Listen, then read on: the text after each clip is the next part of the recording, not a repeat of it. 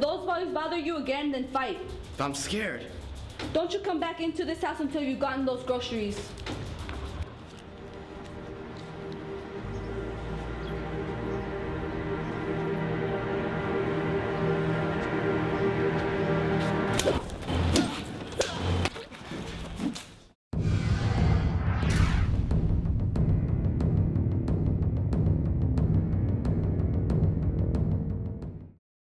Aloha, filmmakers and storytellers, especially you newbies looking to become directors and directors of action movies.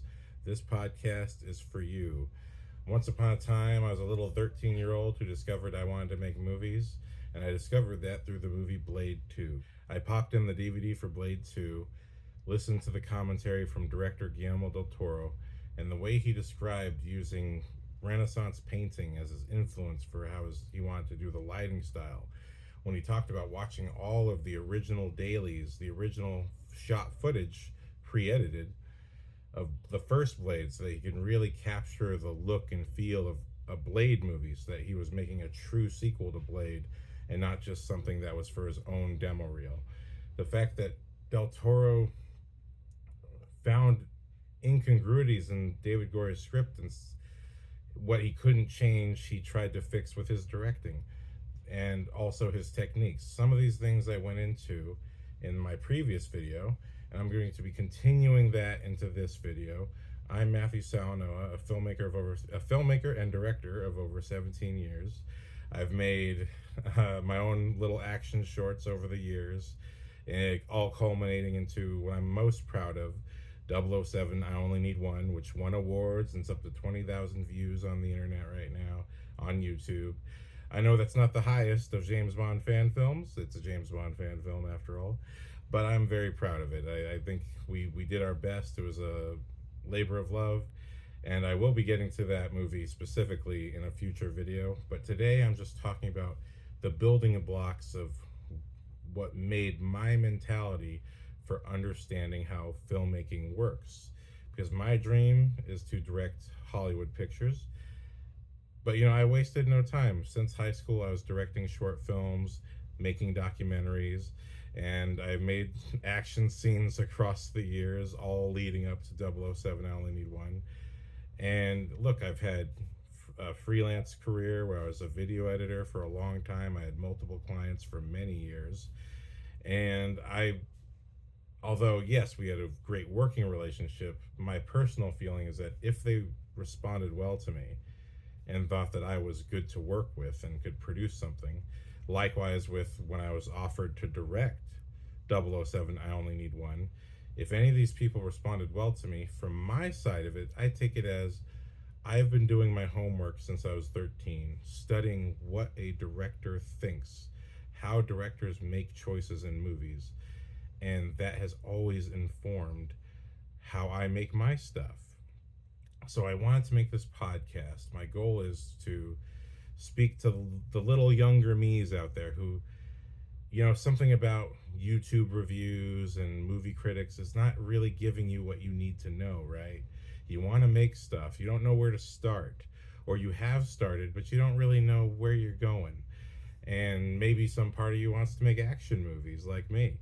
So I'm just going to get you into this whole point of this, especially these first few episodes, is to break you into the mentality of the filmmaker, of the storyteller. Remember, a director, if you want to be a director, it's important to understand that the director is the master of presentation of a film.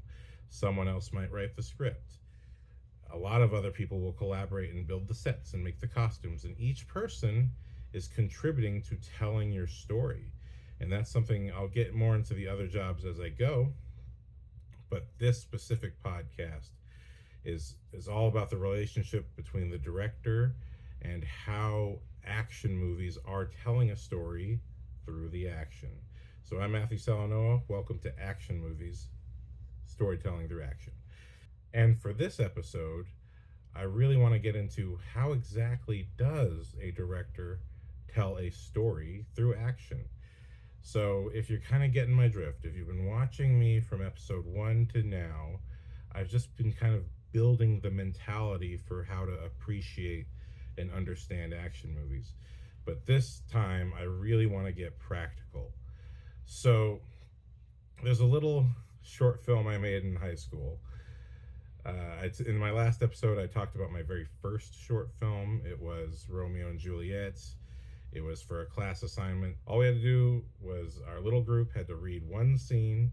We could literally hold the book out right in front of us and just read it and shoot it on video and bring it to class. That's all we had to do. And we didn't have smartphones back then, so we're still using cameras with, let me know if you know this term, mini DV.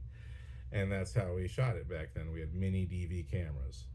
Or some of us had still the VHS camcorders. So that was all the project had asked for. But I was so moved and inspired by what I learned from Guillermo del Toro and his various techniques and approaches to making Blade 2 that's what got me to take charge of this project and shoot it in a uniquely cinematic way.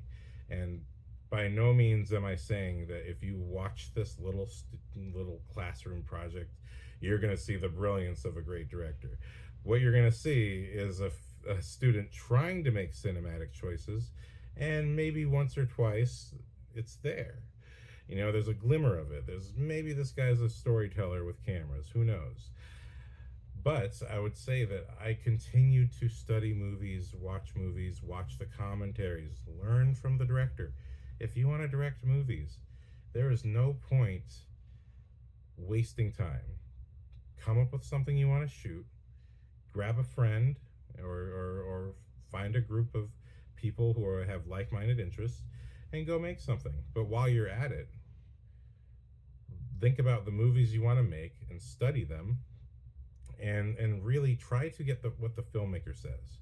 I've made this podcast because back when Captain America Civil War came out, I enjoyed the movie. It's an entertaining movie, but some part of me felt this movie is not a whole movie.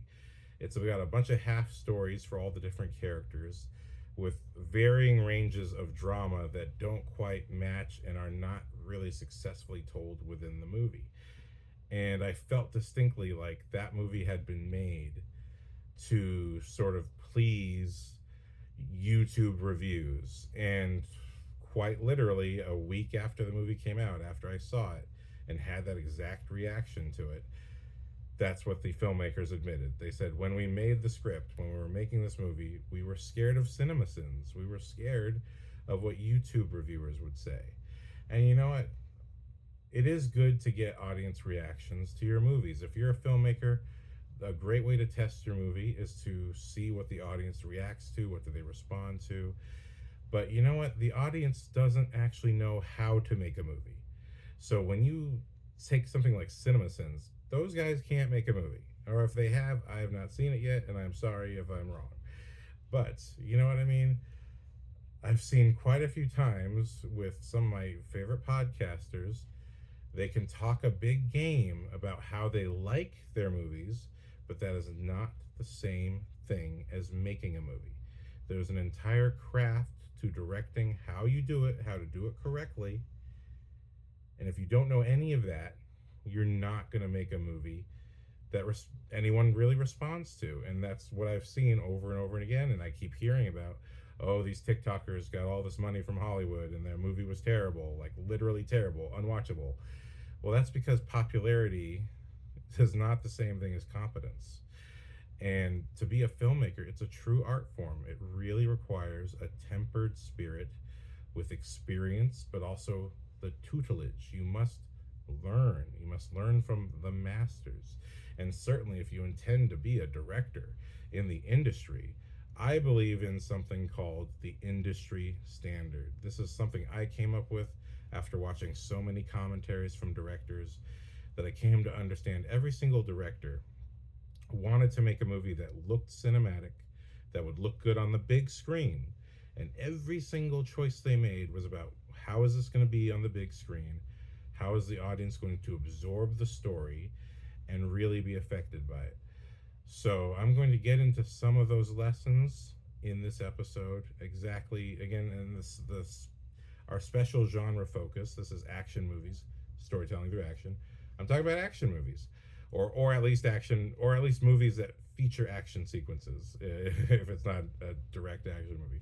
But in this case, my goal here is to go into exactly what a director does.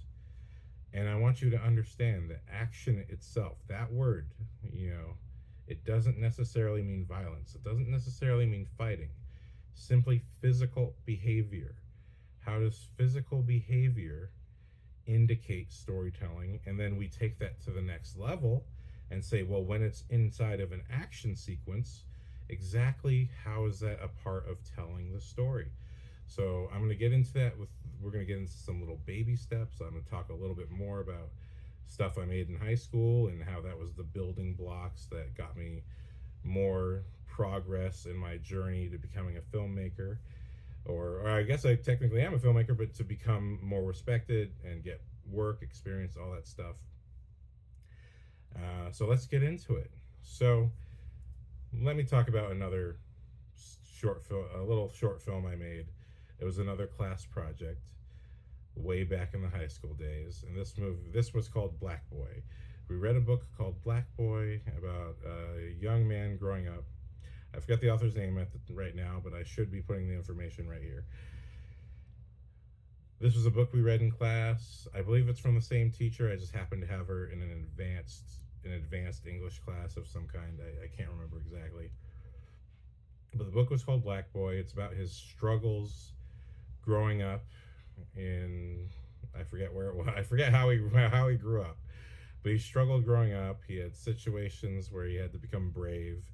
And over the course of living his life, he discovers he wanted to be a writer. And I think he eventually becomes part of either the Black Panther movement or some kind of social movement. And I really don't remember it beyond that. But I essentially decided to make this short film as best as I possibly could. We shot so much of it. It's not available on YouTube, so you're not going to be able to find this one. Whatever you see is just the clips I'm willing to show you. I mean, I didn't even have a black person in my group to play a black character, so I'm using my friend Joe, who's still my friend to this day. And he's Indonesian, so that's as close as I got, but also he was my closer friend, so he becomes Black Boy, even though he's Indonesian. And the scene features those moments of racism and stuff like that, but there's a particular part of the short that I'm proudest of this part because it does display storytelling, where his mother, this is straight out of the book, his mother gives him some money, says go to the store, get some groceries. He walks down the street. Some bullies are right by the store. They beat him up, take his money, and he runs back home, runs back to his mom. She gives him more money. He tries again, and she says, just walk by him, just ignore them. And he tries to walk by them. They totally tackle him and steal his money again. He goes back to his mom one more time. She gives him money one more time, and this time hands him a stick and says, today you're going to learn to stick up for yourself. And then so he returns, he beats everyone up with a stick, gets his groceries, and goes back home. And I don't know exactly how accurate I am to this little storyline, but the way I chose to put the camera has everything to do with how I felt the character. There's things I learned across how to tell stories, and Christopher Nolan has the philosophy that I also heard in a directing class from my first directing teacher, Tim Boxell. There's a directing philosophy that says the main character gets the first close-up, or the closest, the tightest close-up, and they get that in every scene that they're in, and most importantly, they get that in their first scene. And this is a way that you communicate to your audience. This is film language 101. This is how you communicate to your audience. This is the main character. This is the person that I will be watching the rest of this movie. I'll be seeing this movie through their point of view. No one else gets that tight of a close-up, because the reason we're on their face is because we're watching their emotional reaction to everything that occurs in the story. So this is valid across all genres, drama, comedy, action, whatever you call it. This is a director philosophy film theory, you could say. This is the approach that many directors use to communicate who their main character is. And then this even contributes to what's called economy of storytelling, meaning you're not shooting close ups of everyone. There's a philosophy called coverage, for those of you who don't know, which means you say you have a scene with two or more people, and everyone gets a close up, everyone gets a wide shot, everyone gets a medium shot. And these shots are as described. The close up is the head, the medium shot is the head to the waist, the wide shot you can see their full body and whatever they're doing. And this is very generic shooting style that anyone can apply, and it's what's called producer friendly for a TV show, because basically the editor can then decide which takes to use when and can control who's the main character in any given moment. Because certainly, even if there's a main character to your story, they may not be the main character of a given scene if a scene is about this particular person in that moment. So that's just something to think about for you young storytellers. These are things to understand. But in addition to that, once you've established your main character in close-up, then you can play with their distance to the camera, and how the camera gets closer to them again has everything to do with where they are at emotionally in the story. So with that in mind, when I shot this little sequence, the first segment when he's walking, it's very wide, and we see the bullies in the foreground, and he goes up, and as he gets close to them, they beat him up, shove him to the ground, and then take his money, and he runs away. When he comes back the second time, this time I'm in a medium shot, and I'm following alongside our main character, and this time he's so scared, he's holding his chest, he's holding the wall, and when he comes up to the bullies again, they attack him, throw him to the ground, and he runs away again. And this time around is when the mom gives him the money and the stick and says he's going to stand up for himself. And now when he's walking down the street, now we're in a slightly wider close-up that pushes in, as we're seeing in his face there's resolve. There's resolve to complete what he's come to do. And this time around, the camera circles around the bullies to reveal, and we're not, because we're in close-up on my friend Joe, we're not seeing the stick in his hand. And we don't even see the stick handed to him, because technically we didn't have a stick in the mom scene. But when I shoot that close-up, I'm hiding the stick, and then I use the camera turn around the bullies to reveal Joe with his stick.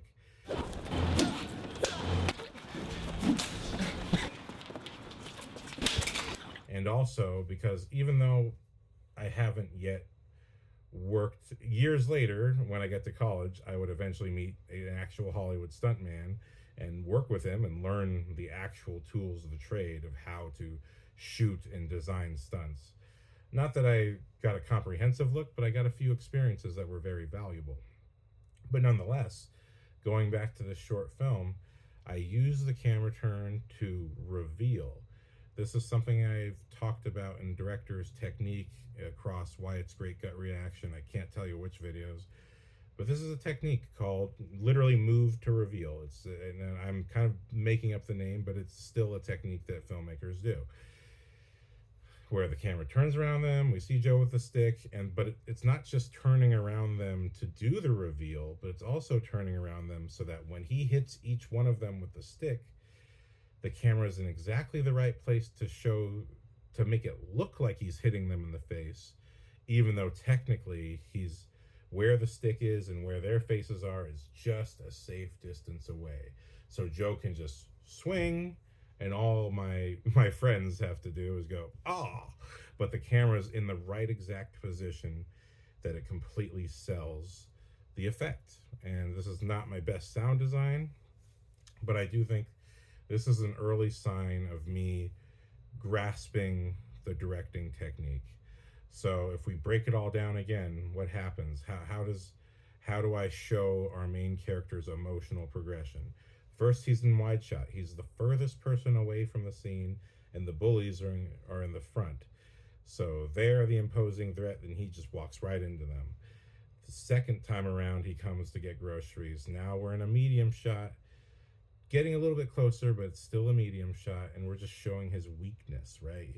He's terrified. He's grabbing his chest. He's so scared he can't even stand up. He's literally holding himself against the wall, and that's all the information we need in the medium shot, because it just communicates his absolute terror. And then when his mom sends him back with a stick, I'm in complete close up, not showing the stick, just showing his resolve that now the game has changed. So everything is about character communication. So yes, this is an action scene, right? It's an action moment. But what the first two parts aren't action, they're violence. And the consequence of the violence of the first scene, you see I'm using my rubric now, the consequence of violence of the first two scenes is that he runs away in fear. And he can't get something he needs because there's something in his way and he's too scared to deal with it. But by the time it happens the second time and he goes to see his mom again, now his mom is telling him, you're not coming back until you get those groceries and you are going to defend yourself. So regardless of how, if in the book he was more scared or whatever, when I'm telling it as a movie, I've decided to give him resolve, to give him a conclusion in this little sequence that, however it goes down, he's facing it bravely. And not like I'm a macho man, but just this time I'm going to do something about my situation. That's totally the direction that I was going for. And I do think it's communicated well. But okay, so great. You did a great little job with a decently shot scene for a high schooler. What's the big deal, man? Well, where did I learn that from? Where does this all come from? It comes from studying what directors do in the most successful movies. Because what do I love? What do I enjoy? I enjoy blockbusters. I enjoy action movies. But just because it's a blockbuster and just because it's an action movie doesn't mean that it doesn't have the touch of greatness. Doesn't mean that it's not using storytelling techniques that would still be valid. The Oscars will validate a dramatic movie that is all about people crying and some terrible tragedy, but they won't validate an action movie that uses all the same techniques and has wonderful performances and has sometimes very personal things that the filmmaker's trying to get out of their soul, but you don't feel it. You don't really detect that it's there because it's under a particular genre. But you know what? Your job as a filmmaker is not to care about the accolades, to not care about what people think. Your job as a filmmaker is to have confidence in yourself and how you tell the story, especially visually. So all this action is entirely visual. There's no lines except for the mom saying, this time you're going to go defend yourself, right? So how does a director even, how did the real directors do this? Because I consider myself a real director, but how did the actual directors working in the industry standard, right? To me, there's the industry standard, which is blockbuster. It's got to look good. It's got to look good enough. It's got to have the performances got to work. The way the director controls the camera, you have to feel the story. And I've just explained to you how that worked for my little thing. But how did I get there? Where does this understanding even come from? So I'm going to go back to Blade 2, which I was talking about in my previous episode, right? And I'm actually, before I even get into the action, I want to talk to you about another thing that a director has to do. If a script does not make sense, a director either has to change it, which is their call. They're the director. If they're not happy with the screenplay, they got to make it work. Or if the writer doesn't want it to be changed, or for some reason the producer's like, no, but we need an action scene, then it's up to the director to then, okay, through my direction, I will fill in what the writing isn't covered. In essence, if there was nothing to read between the lines, you've got to put something beneath the lines or in between the lines. So in the last video, I discussed how the beginning of Blade 2, which is very beautiful, starts off with Blade mowing down vampires with his weaponry. And He's killing them very quickly because ultimately he's just trying to find his mentor, who he believed was dead, but found out he's a vampire and has essentially been a prisoner of the vampires for years. And so he's mowing all these vampires down very quickly because all he wants to do is rescue his mentor and cure him of his vampirism.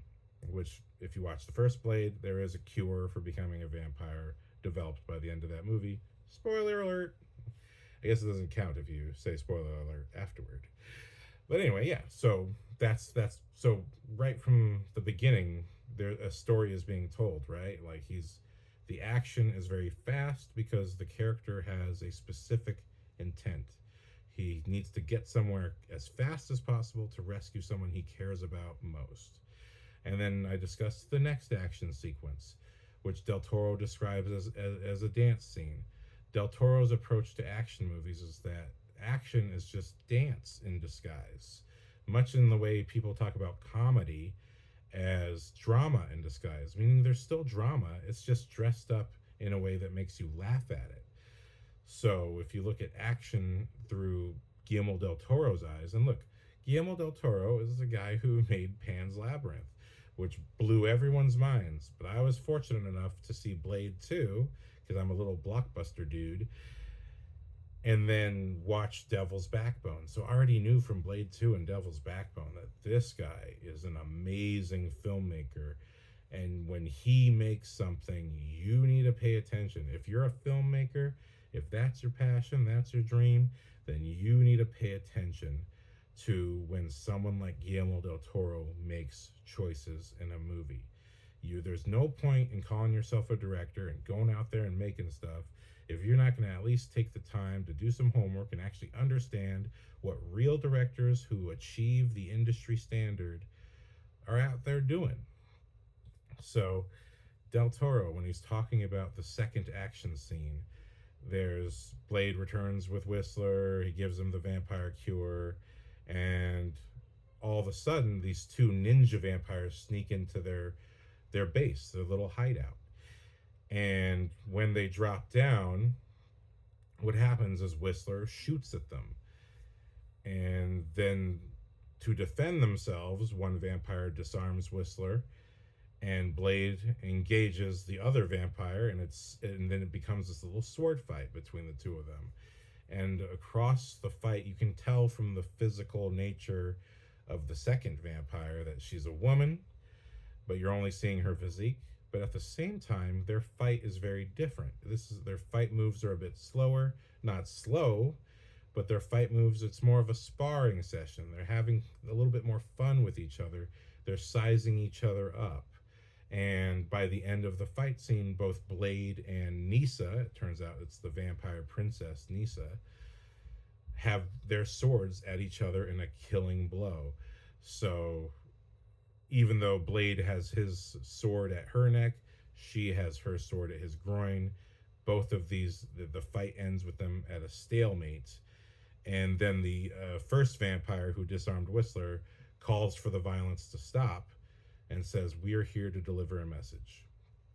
And Del Toro, when he reads the script for this, there's no Whistler shooting first and the disarming and all that. When he read the script, the vampires just show up and there's a fight. And Del Toro was like, this does not make sense. Why is this happening? The vampires show up to deliver a message, but they engage in this whole fight. And so out of direction, Del Toro is the one who decided, okay, we're going to have our heroes shoot first. And that way it's going to motivate the vampires to act or react, and it's just going to accelerate things. So right there, as a storyteller, Guillermo del Toro, he knows the action scene's supposed to be there. People want this action scene, and he knows it's going to play a part in the romantic angle later on, because it's built into the fight from the screenplay, Blade versus Nisa. So he's like, okay, well, if the goal of the fight scene is to make these two interested in each other, and if that's really kind of what's going on, then but how we get into the fight scene still needs to make sense. It can't, if they're here to deliver a message, why are they just attacking? That makes no sense at all. So from a point of view of direction, Whistler's going to shoot first. The vampire will disarm him and then put his gun on him, which immediately, already we know Blade killed a bunch of vampires just to save Whistler. So now Blade will engage to protect Whistler, and Nisa will engage Blade, because knowing where the script is going, Nisa and this vampire who is essentially like her bodyguard, knowing that the story will lead to the reveal that they're part of a group of vampires called the Blood Pact that were training to hunt Blade, knowing where the story is going, we're going to play it as they're not supposed to be fighting because they're here to deliver a message, but Nisa decides to engage Blade anyway, just to test his mettle. And it's unspoken, but it's the unspoken direction that all of their gestures mean when you're watching the scene. So you may not fully grasp what's going on, but for whatever reason, when the scene ends and you realize, oh, it's a beautiful woman under that mask, and oh, Blade's kind of looking at her long, and you realize this whole fight scene was a little bit like a dance, that you realize this is kind of their first dance. These two meet, but unlike the vampires and most humans who maybe meet at a bar or a club, in this case, for true warriors, their only way of meeting and having a successful kindling of their romance is to fight. So Del Toro builds in these directions. This is how he directs the actors and positions the situation to make the script make sense. Because what is Guillermo del Toro? He's the director, and the director is the master of presentation. Okay, that's not an official title, but I was just thinking about, what is an MC? I always wondered what that was for the longest time. It's the master of ceremonies, right? That's the guy who is kind of the host, kind of keeping the audience along until the musical acts perform and all that stuff going on. You always need a host who kind of controls the way the presentation is introduced. Well, the director is that on top of the guy who picks all the shots and picks all the talent. So the director is many different things, but as a master of presentation, if the script don't make sense, and this is an action movie, right? So the action, he already knows the action is still a part of the storytelling. I can't just have an action scene that's cool. There has to be consequences, and there has to be a reason that we get into the action. So vampires come to deliver a message. The script doesn't make sense. They're just attacking Blade for some reason. So through direction, now they do sneak in, they drop down. It is creepy, but Whistler shoots first. So bodyguard vampire has to disarm him and point a gun at him, but he doesn't shoot him. But that situation is enough for Blade to engage with his sword, and Nisa knows she's supposed to deliver a message. She's not engaging right away, so they have a stop, they have a pause. What's going on here? And then Nisa decides, nope, I'm pulling out my sword. I'm gonna test Blade and see how good he is. And so this is all direction, and you can tell it when you're watching it. You can just tell that that's what's going on, but you can't just tell, right? That is direction. The director has to tell the actors, this is what's going on. This is your intention. This is where you're coming from. And so just communicate that through your performance as best you can, and then we chop it up and make sure that it moves right. And there's something to be said about Wesley Snipes, who, he is the producer of the Blade films, and he's one of the action choreographers, on top of being Blade himself, which is already enough of a feat. But he was talking about in the editing process, when they were cutting all of the action together, Wesley would step in and he would find that, the editor's initial attempts to edit the action scenes was very quick, it was very stylized, and he under his advice to Del Toro, and Del Toro talks about this as well, his advice to Guillermo del Toro is like, look, you already understand that the action scene needs a motivation, and you're approaching it from this whole dance idea, that's all fine and good, but when you're cutting the action scene, Style is not the most important thing.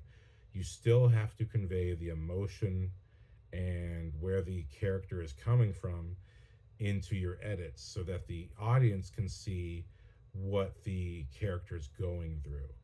And this advice was paramount for Guillermo del Toro, who, although he had done some action sequences before, they were not the biggest parts of the movies he'd done. He'd done Chronos and he'd done Mimic, both of which had some action sequences, but they were not big action sequences. They were the part that they were in those movies, but this is actually a full-on action picture. So Wesley Snipes is coming in with his love for action movies. He has a love for martial arts movies, but also this appreciation for, like, he talks about when Wesley Snipes talks about action in the commentary, he talks about his choices as Blade. He's like, as a black man with my physique, I can't move the way you might see a Chinese martial artist move. It doesn't look natural with my particular physique, and also on top of that, my character's history and attitude. So when I approach Blade physically, I have to do moves that look natural to my body type and look natural to my character.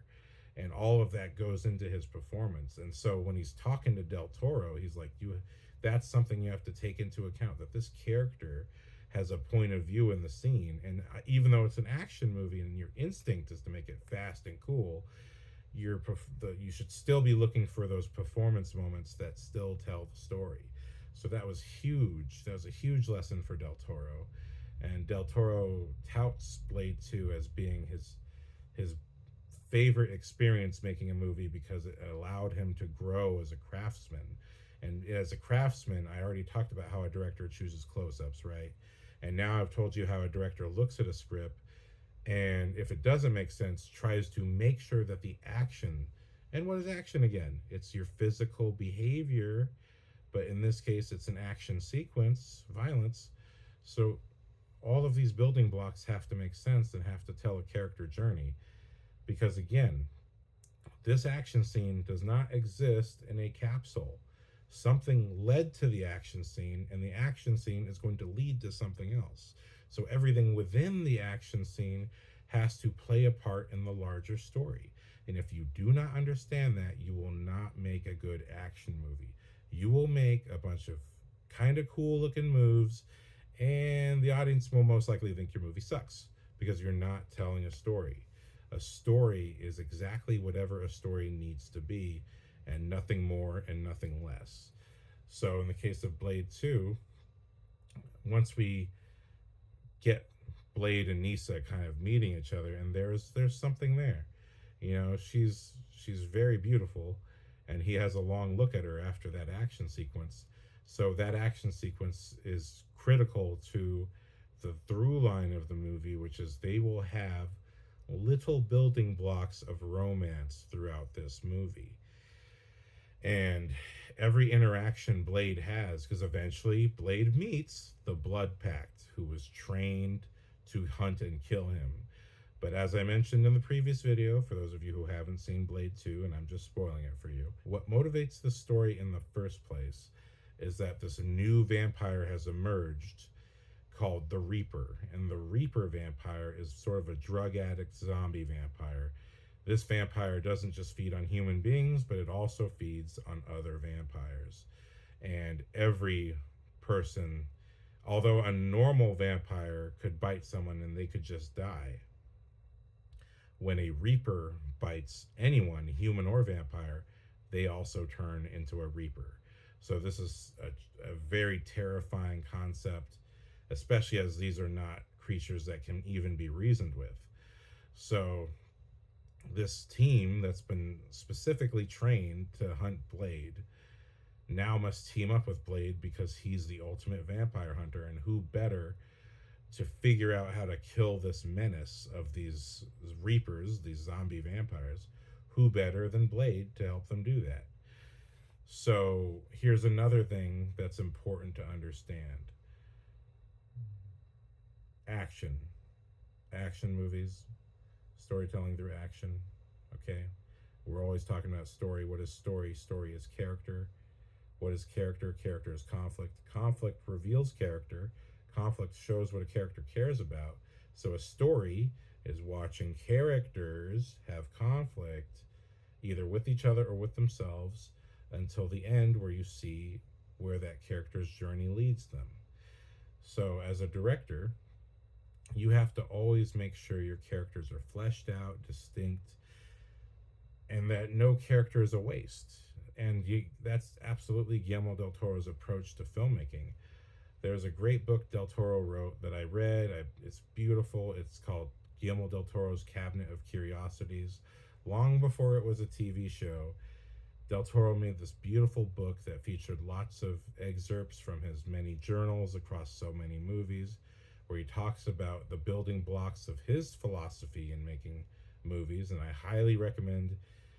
I know it's a bit harder to find now, but if you have the opportunity to get your hands on Guillermo del Toro's Cabinet of Curiosities, his beautiful book that tells his journey through storytelling and how he got to where he is now, I recommend you read that book. If you want to be a director, that's a great resource. And in that book, he talks about every character has a point of view, has a history, and somewhere they're coming from.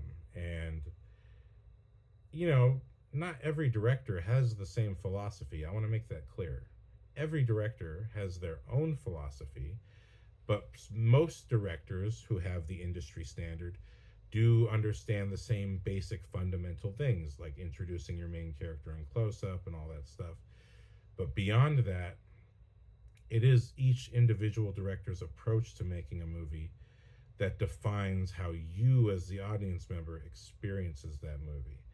So in the case of Blade 2, when we meet the Blood Pact, we have a cavalcade of characters. We have Donnie Yen as this sort of, ninja type of vampire.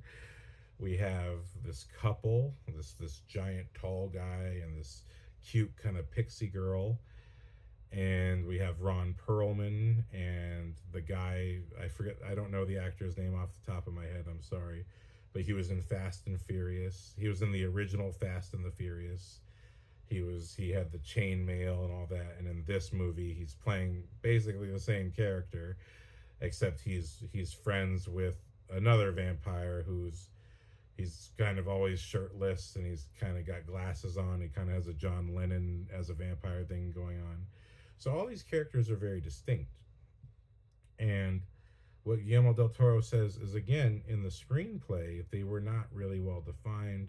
They did have lines, but they didn't really have any defined relationships. And so, again, as a director, your job is to read between the lines. And if there's nothing there, it's still your job to fill that in. And now many directors will just allow these characters to be background characters who will be killed.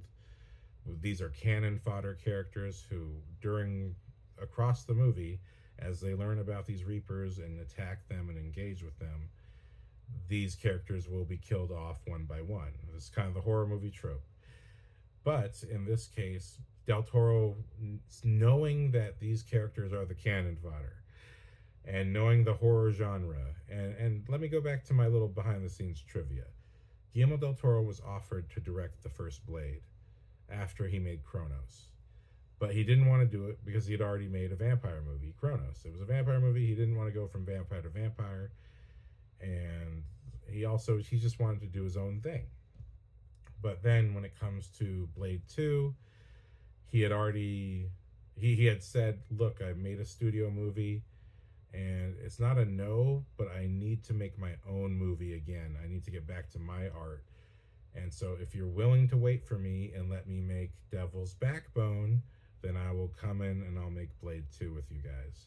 And they were willing to wait. And because the reason they wanted to hire Del Toro was they wanted the Blade movie to, yes, be an action-packed sci-fi experience, but they also wanted it to be scary. And there are comments, a lot of people say the first Blade, it's a great movie, it's just not scary. You expect a vampire movie to be scary. And it wasn't their intention to not make you scared. I think there's a great scare sequence in Blade First of all, the hospital sequence, even the blood rave, it's kind of scary once it gets violent. But then at the end, there's a little zombie guy who tries to attack Karen in the first movie. That was a scary scene. But overall, it's just not that scary. And it was not the intention to not make you scared. It's just they made the movie as best as they possibly could, and Blade is what we got. But when it came to Blade 2, they were very committed. It's like, let's get a guy who can actually do horror so that, and we'll make, the action will be good. We have action choreographers and all this stuff. The action's going to be good. But let's get a director who can actually scare the crap out of people. And so they went back to Guillermo del Toro. So the opening scene of Blade starts off with Nomak, our lead Reaper, and he's the only Reaper that's actually conscious, who speaks, and he doesn't behave like a drug addict.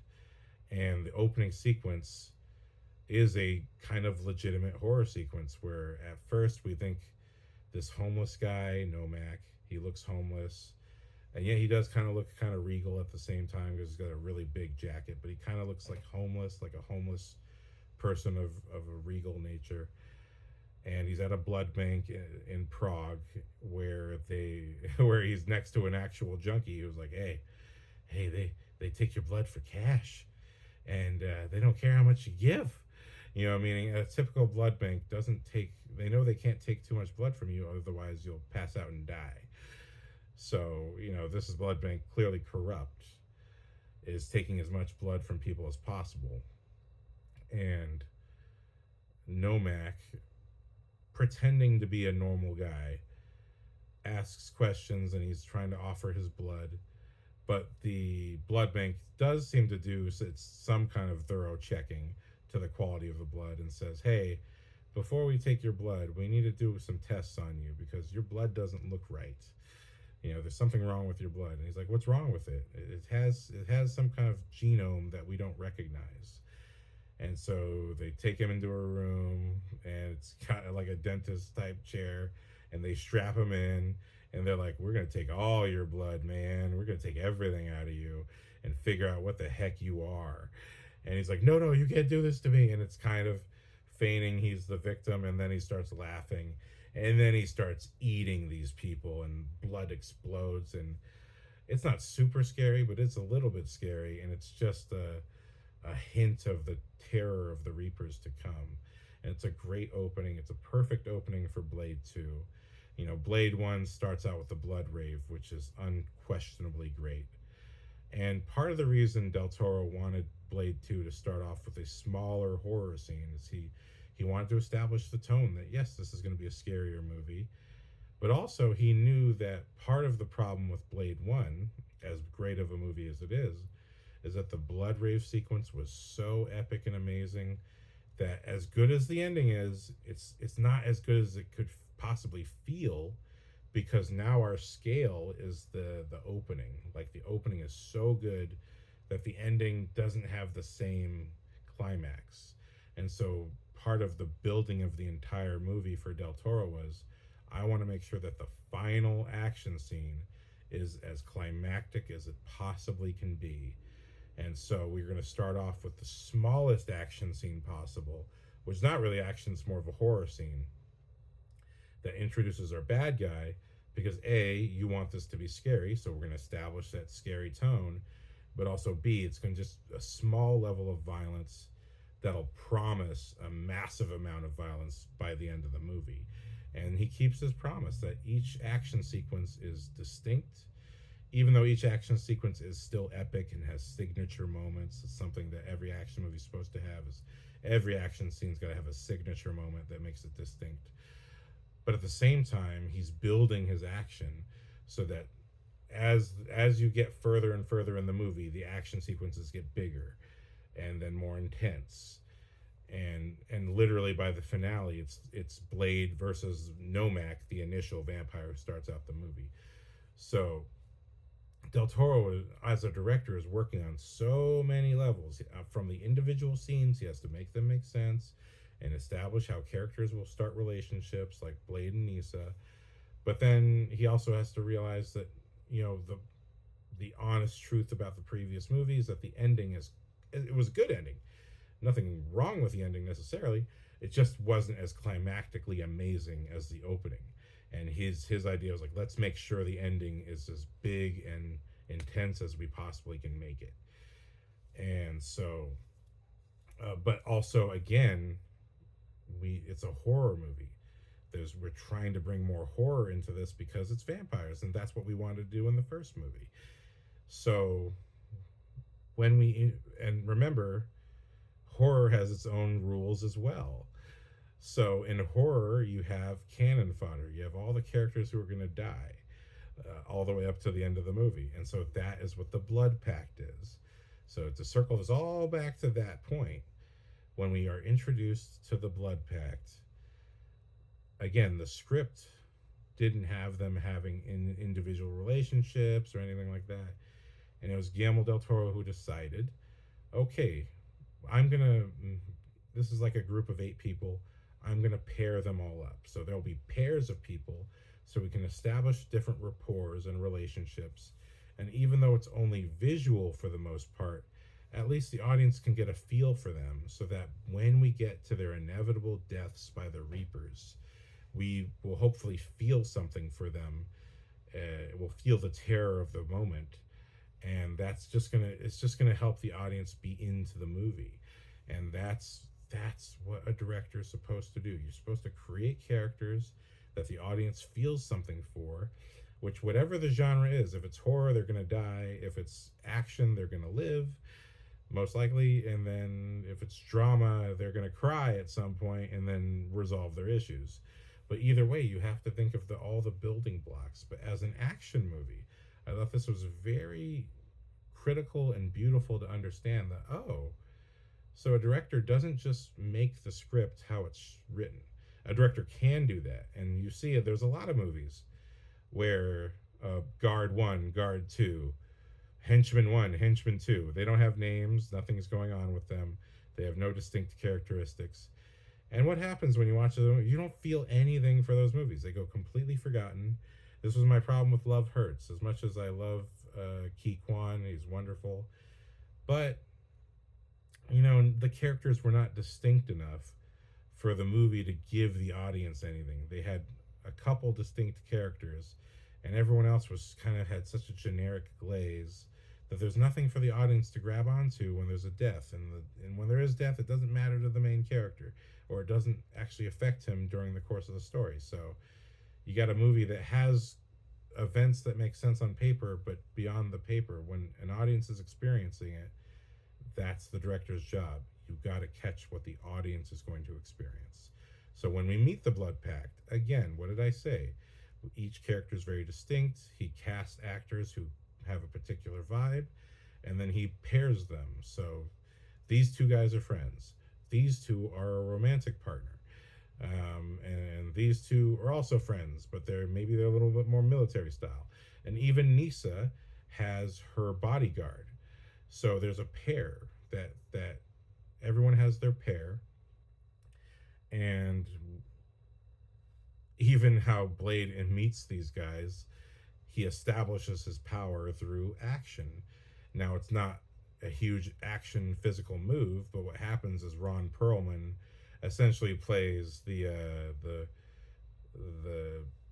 muscle. He's the toughest Blood Pact member, and he's also bald. No, he's bald. I forgot. Blade's not bald in this. I'm thinking of the TV show.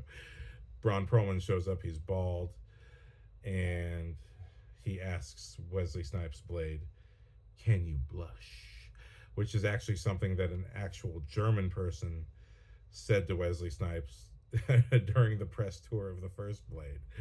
So it's a real life line, just like in the first movie. Some motherfuckers are always ice skating uphill. That's something that Wesley Snipes said and David Goyer put in the first movie. So again, can you blush? Something someone really said to Wesley Snipes that was incorporated into the script. And Wesley Snipes responds by grabbing Ron Perlman and sticking an explosive device to the back of his head. And even though it's a single movement, it's a single action, it's not a fight, but it establishes the pecking order that Blade is in charge and they all work for him. Technically, they work for Nyssa. She's the boss. And so you see the whole gang is encouraging Ron Perlman to fight with Blade, but Ron Perlman looks at Nyssa for permission because Nissa's the one who's technically in charge of this group.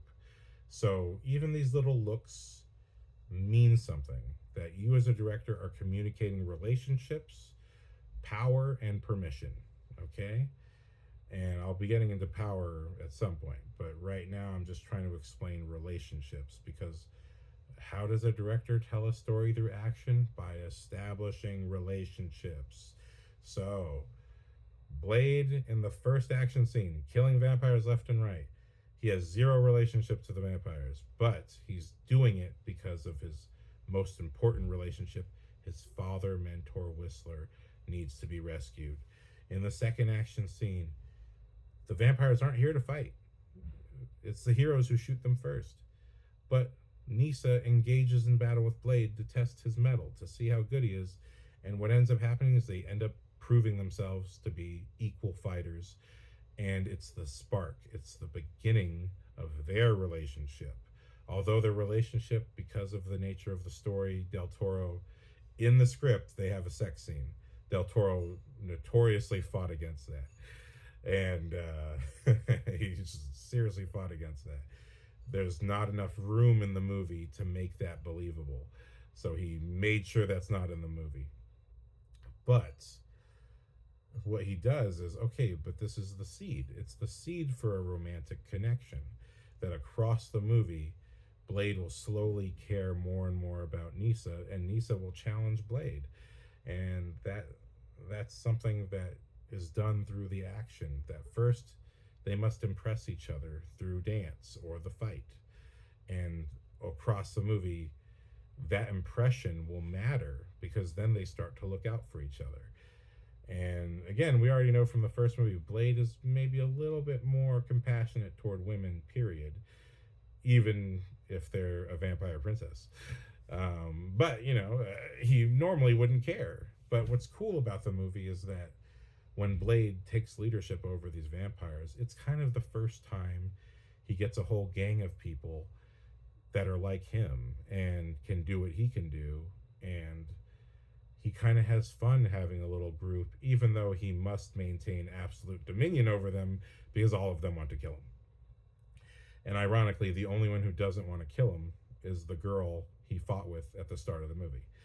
But the whole point is relationships. So when we develop the Blood Pact and having our romantic pair, by having Donnie Yen be friends with one of the other guys, that each pair are friends. You see them bonding, fist bumping, kissing, and how they hold each other and look out for each other during action scenes. All of that contributes to you as an audience member starting to care about whether or not they make it. And one of the best scare sequences in the movie is when Lighthammer, he does get bitten during a major action sequence. Again, action affects the story, right? When the Blood Pact goes out to hunt for vampires for the first time, it's a huge action sequence where they're in a nightclub again. It's another vampire nightclub. But it's a huge action sequence where we see all of the Blood Pact get to use Blade's weapons that are designed to kill vampires. So they don't know yet. The Reapers, they are vampires, but during this action scene, they are using silver bullets. Silver bullets kill vampires in this universe, so the silver bullets don't work. Blade has these blades that pop out of his wrist that inject garlic, a super venomized garlic, into vampires, and it makes them explode. But when he uses it on the Reapers, when he uses it on a fight with Nomak, discovers the garlic doesn't work. So garlic, silver doesn't work. And so the Reapers just keep getting back up, and every time they break one of their bones, they just throw their bone back into place and instantly heals. So the Reaper's a totally different creature from a normal vampire. But also over the course of this scene, because it is a huge action scene in a nightclub, our Blood Pact, trying to kill the Reapers, mows through a bunch of regular vampires. And so you see that, they're so set to kill the Reaper, they don't even care about the other vampires. But also, this is an important line that's said before the action starts, is when they're looking around the nightclub trying to see if there's any Reapers around. One of the vampires, we see one of the vampire buddies hanging out, and one of them says to the other, should we even be doing this? I mean, most of these vampires aren't purebloods anyway. And if you watch the first movie, Deacon Frost is not a pureblood. Essentially, in this movie universe, vampires can procreate. They can produce children. And the vampire elders of the first movie are all pureblood vampires. They're essentially original vampires who've lived hundreds to thousands of years, and they were born this way. But Deacon Frost himself was a turned vampire. And in the hierarchy of vampire culture, as far as the movies go, a pureblood has more hierarchy and power than someone who was turned. There's much less respect for them. And so when the Blood Pact is mowing down these vampires, it's because they don't care. They know that they're not purebloods, so that doesn't even mean anything to them. They're just turned vampires, which to them is like, well, you mean you didn't have a choice, so it doesn't matter? I don't care then. The only people they care about is each other because they are a pureblood group. And, there's notions of, of course, racism embedded in here, and that's kind of what's going on. But it's also just, this is the character's motivation for why you're seeing, yes, wow, it's spectacular watching the vampires explode and the squibs and all the effects. But why is that even happening? Because, in this case, racism. The pureblood vampires could care less about the turned vampires, that technically they're supposed to be saving these vampires from the Reapers. And Blade is the only one who doesn't kill any normal vampires. You know what I mean? They tell him, you're not here to kill vampires. We're here to hunt the Reapers before the action scene starts. And I know why I'm here. But, so over the course of this scene, you realize Blade had integrity. He kept his word. He didn't kill any normal vampires. Except when Blade engages with Nomak, he discovers, oh man, garlic doesn't work either. And it's Blade who discovers, out of desperation in fighting Nomak, because Nomak is so powerful, he manages to shoot a hole in the wall as the sun's coming up, and it's the sun ray that hits Nomak and burns the skin. And Blade's the one who realizes, oh, sunlight's the only thing that works on these guys. So action scenes reveal character, and they have consequence to the rest of the story. So the consequence of the violence is that one of our Blood Pact members gets bitten and is turning. So we are losing one of our guys. And also B, we're learning how the villain operates. So, there's a benefit and a loss to this action sequence when it comes to the team. So everything matters. Everything that happens matters to the next scene. But also, remember, when I say Blade didn't kill any regular vampires, even though that's what he loves to do, that matters, because toward the end of the movie, because of this action sequence, they're able to collect a dying Reaper and do an autopsy on him. And after doing that, that's when they develop the tools to fight the Reapers. So when we get into the final Reaper horde sequence, which is in the sewers, and now all of our Blood Pact is, it's you're gonna live or die, and most likely we're all gonna die. But one of the scary things is Lighthammer, our tall guy who's dating the little pixie vampire, he gets bitten during the sequence also. So he's slowly being turned until the second action sequence. And just before all the Reapers show up, he ends up eating the Donnie Yen vampire, and then goes after his girlfriend, because now he's a Reaper. He's basically a zombie vampire, and he doesn't care anymore about their relationship. And this is a great little terror sequence. But then she's running scared for her life because, again, she has all these guns with weapons, but they don't actually do anything except maybe repel the Reaper for a second. And she chooses to climb a ladder and pop open a manhole and let the sun in, because the only way to kill the vampires is sunlight. So they're doing this final vampire attack during the day. And so she chooses to sacrifice herself. But it's both a horror scene, but then you're filled with the horror of, oh man, she killed herself to kill her boyfriend because she was so scared of dying, and she didn't want to die as like a Reaper. So I was like, man, it does have an emotional punch because you're watching them across the movie. At first, yeah, you see them looking kind of cute together, you don't really care. But when he gets bitten and she doesn't, and he hides his wound, but he has other wounds and she's tending to them, you kind of get the time to see them care about each other. And even if you don't necessarily care about them as in a relationship, you're seeing him hide his vampire bite, and oh snap, so that's going to come up later. And then it does, and it's just this really unfortunate scene, but that's what adds to the terror. Because Guillermo del Toro builds these characters successfully, you feel something when they die, which is what a director's supposed to do. You got to care about the characters for anything that happens to them to matter to the audience. That's what a director does. So then when they take out all the vampires, they have this massive light grenade that's used, and it ends up being Blade who the Ron Perlman tricks into having to run back and turn on the light grenade because it's actually broken, and Blade manages to fix it and set off the light grenade. But at this point, most of the Blood Pact has died anyway, and it's just down to Blade, Nisa, and Ron Perlman.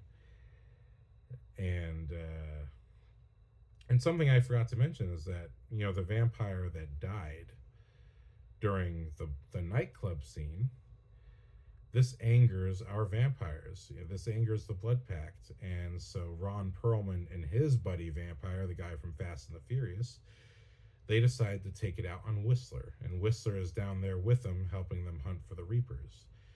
And, if this becomes a scene of violence where they try to kill Whistler when he's away from Blade, and Blade can't do anything about it. And ultimately, they're going to try to kill Blade in this scene too. They're going to try to kill all the Reapers and Blade at the same exact time. And also just because they're furious about losing one of their own, they're like, Blade loses one, we lose one. And so this starts a scene of violence, but then Whistler, after being thrown to the side, he uses his night vision goggle and sees that there's a Reaper right behind the vampire that's beating him up. And all he has to do is wait. The Reaper attacks Fast and Furious guy, and Whistler escapes. But, again, just the action scene has death and loss that motivates characters to do things in other scenes. And the same with Lighthammer getting bitten. That's a setup for violence that occurs in another scene. So the consequences of violence is, we're seeing the characters get more worried about each other and get more mischievous in how they do things, or take direct violence toward other characters for revenge. So always the wheel is turning for our emotional journey. And that's what the director is doing. The director is communicating story through characters and their emotional reactions and motivations to things, how those motivations change. It all has to be managed and clarified by the director's choices. So this is why Guillermo del Toro is a master, is because I think most people, like me, were introduced to Guillermo del Toro through Blade 2, especially if in the 2000s. And Blade 2 led to Hellboy, and it was that two-punch combo that made us all fans of Del Toro, because we were all people of my generation and age, grew up on superhero cartoons from the 90s. We knew we wanted this to be something that was in live action so badly, and Guillermo del Toro is one of the people who made it real. And so It's just something that's so crucial to understand. I'm talking about this action movie here, and everything I've talked about has everything to do with story and emotion. So, again, this is the point of what I'm getting to, is that if you want to be a director, if you want to make action movies, you have to shed any notions that, oh, so I just have to have something of a story and then action scenes, and that's an action movie. If that's what you think, you are sorely uneducated. Sorely uneducated. And you will only find out the hard way that people are not interested in your movie. So, and you know what? Look, I'm not saying this because of any of my work has worked out, okay? Granted, it did. I made short films in high school and college and after college, and I Only Need One is my biggest success yet. It's a short film, but I did design that short film and all the action based on what I learned all the way going back to this movie. You know, this was my real precursor to how to look at action movies. So if you watch 007 I Only Need One, this is another one where, you know, I came into that short film looking at the script and going, okay, these things don't make sense. I Only Need One is based off of the James Bond movie Man with the Golden Gun. And I'm not going to get too much into it because I'm going to make a whole video about it. But just to connect how Del Toro's lessons actually mattered to me, so that you can understand that there's a practical reason to learn what I have learned, okay? Because I practically applied it myself. When my friend Andrew Nice asked me to direct 007 I Only Need One, he had a script, and the script was basically a reimagining of the final scene. Again, me with final scenes. The final scene of Man with the Golden Gun. If you don't know what Man with the Golden Gun is, it's James Bond's movie where he's hunting after an assassin. The assassin uses a golden gun, and his method of operation is that he likes to kill people with a single shot. And he can basically shoot them from any distance. He has perfect aim. And essentially the movie ends with James Bond himself getting abducted and challenged to a duel with the Man with the Golden Gun, because his name is Scaramanga, and he's played by Christopher Lee. Rest in peace. And the whole point of this is that Scaramanga has discovered that James Bond is essentially his equal. James Bond never misses. He's a perfect shot, and he has a massive list of people that he's killed. And so he considers James Bond his equal. And essentially, Scaramanga's whole game is, if he thinks that you're good enough to challenge him in a duel, he brings you to his island, and if you accept his challenge, what you have to do is you have to go through his fun house, which has a bunch of different challenges. It has a bunch of different gags that are supposed to basically make you more and more emotional and intense. And his test of you is, how good are you when you're basically been wigged out by some strange stuff for 10 whole minutes. Now this sequence is it's a bit dated for today's audience, you know, if you watch that sequence. But essentially, the reimagined script that was 007 I Only Need One, which is a line that Scaramanga says in the movie. In his script, James Bond wakes up on the island, and he's walking around. He gets shot at. The sniper's missing him. And then he somehow gets behind the sniper. There's a fight with the sniper.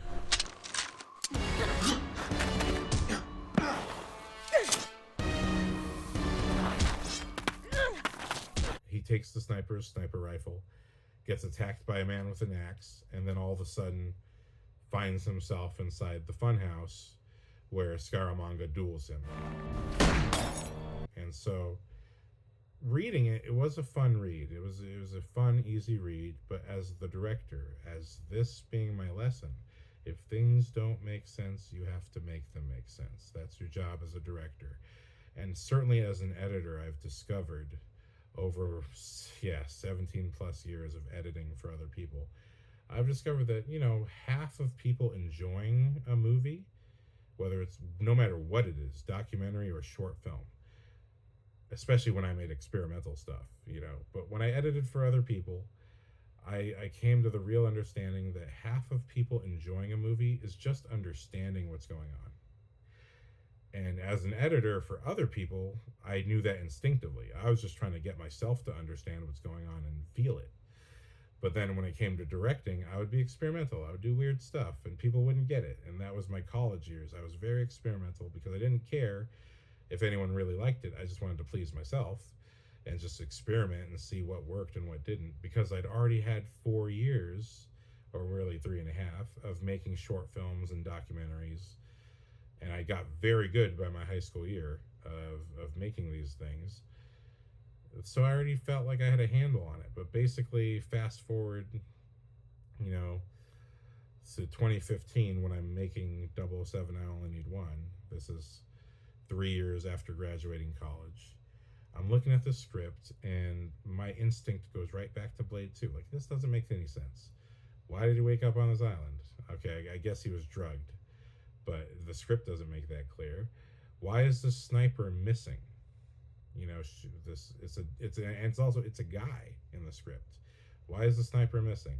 I do very little research and find out snipers, if they're good at what they do, shouldn't miss at all. Especially with the given distance that is in this short film. And then, okay, how do we get into the axe scene, and how is Bond supposed to know to walk into the funhouse? He just kind of does these things, but there's no real reason why they happen. And so what I decided was, because I went and watched the movie, what I decided was, look, if we're going to go through the trouble of making a fun house, let's do what the movie does. We're going to start off with the fun house, and we're going to have a completely different assassin go through the fun house, and we see what the fun house does to them. We'll have some of the gags from the movie, and then we will have, at the very end, exactly like the movie, the assassin will be so riled up that the villain, the man with the golden gun, appears, and they try to fire at him, and they totally miss, even though we established they're good at shooting earlier. But they're so riled up, they try to fire at him, they totally miss, and man with the golden gun kills the assassin with a single shot. And I even added a line. It ended up being in editing, because I thought visually that was enough, but in editing I was like, man, one of the rules of James Bond is we got to say the title. So I came up with a line that would be added in post, which is, all those bullets, and I only need one. And Richard Mills, who plays Scaramanga, great guy, really great natural actor. This was his second role ever. He really nailed it. Did a great job on the voiceover. And so I added this opening because I'm like, we need to establish Scaramanga, even though it's not going to be explained, because this is essentially a silent movie. There's no dialogue in the screenplay. It's not explained through dialogue, but at least we can kind of understand what Scaramanga's into. So he shoots the assassin with a single shot, which is what impresses himself, and then he takes her gun, and what we'll do is, part of the funhouse set is going to be a rack of guns, and we will just realize through intuition, by just visually absorbing, oh, he likes to kill people and then take their gun as a trophy, but he has to kill them with his own golden gun. That's his rules. And so it's not established with any lines, but it's just visually communicated, because that's what Guillermo del Toro did with Blade 2. He had a script that had holes in it, and he had to fill the holes with his directorial choices. So I built and designed this entire opening sequence just to make the movie make some lick of sense. And then what I had was, I tried to create some kind of story for Bond that led to him being on the island. It just didn't make any sense. No matter what I tried, I couldn't make it work. And that's many people's biggest complaint. It's like, what is Bond doing? What's the story here? There's really no story. And I'm like, yeah, I know, I tried. It just didn't work. And and that's why there's no story for Bond. But when he wakes up, I also added the scene where we meet Knick Knack, and this was played by one of Andrew's friends, one of his students from a class that basically he was friendly with the student and with his mom. He knew them very well, so it was just an easy ask. Hey, since we get along, hey, do you want to be in my short film? And so I came up with a scene where when Bond wakes up, he's greeted by Knick Knack, who gives him a speech, and this is the lines I came up with for that scene was, "You've been invited to a duel, and if you win, you get your life, but before you can take the duel, you must first pass Scaramanga's tests. You pass those tests, then you can go into the duel." So what I decided was, let's motivate why James Bond is fighting these two minions before he even meets Scaramanga. What is even the point of that? The short film could just as well be the funhouse. It doesn't make sense if he's supposed to go to the duel. Why are these two henchmen trying to kill him? So I decided, let's motivate it by turning them into tests. And even though it's only one time we hear it, at least the audience can understand why it's even occurring in the first place. And then when it came to the sniper, I was like, okay, with my 5 minutes of Googling and finding out that there's no way the sniper should miss, I decided, okay, well, how about they're missing on purpose? They're trying to guide him. Now, unfortunately, I wish I'd gone back and reshot this because A, the environment we shot in looked very different when we did our location scout. And then B, I just did not shoot it well in communicating what the sniper was doing. I mean, we kind of get it through editing. It just didn't really, that I consider the low point of the movie.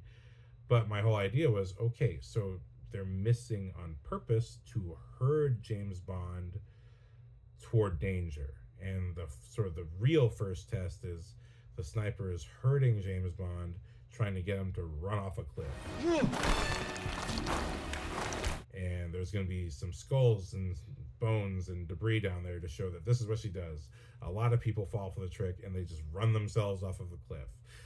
And James Bond will then not fall off the cliff out of sheer luck. And then he will run around and sneak and get around the sniper in order to get into the knife fight, which is in the script.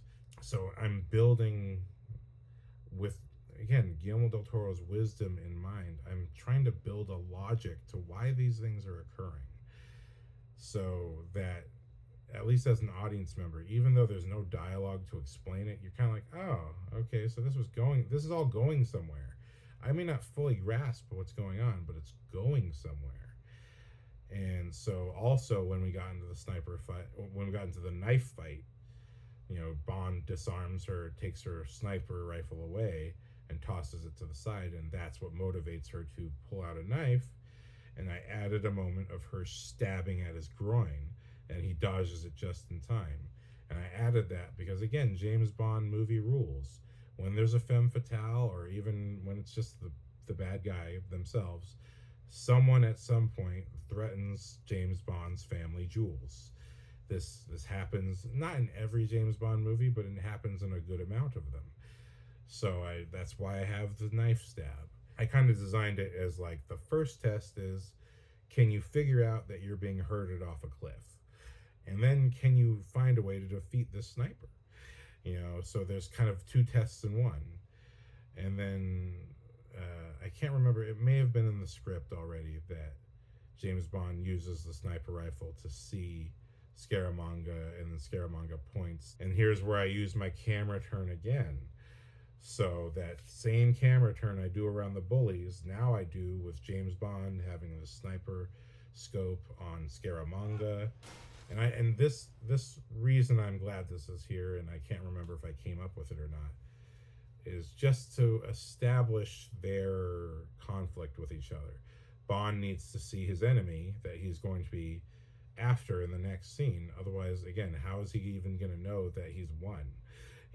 But he needs to at least see his enemy and then see. And what I like is that Scaramanga can see him, how far away he is, and can gesture toward his next henchman in James Bond's second test.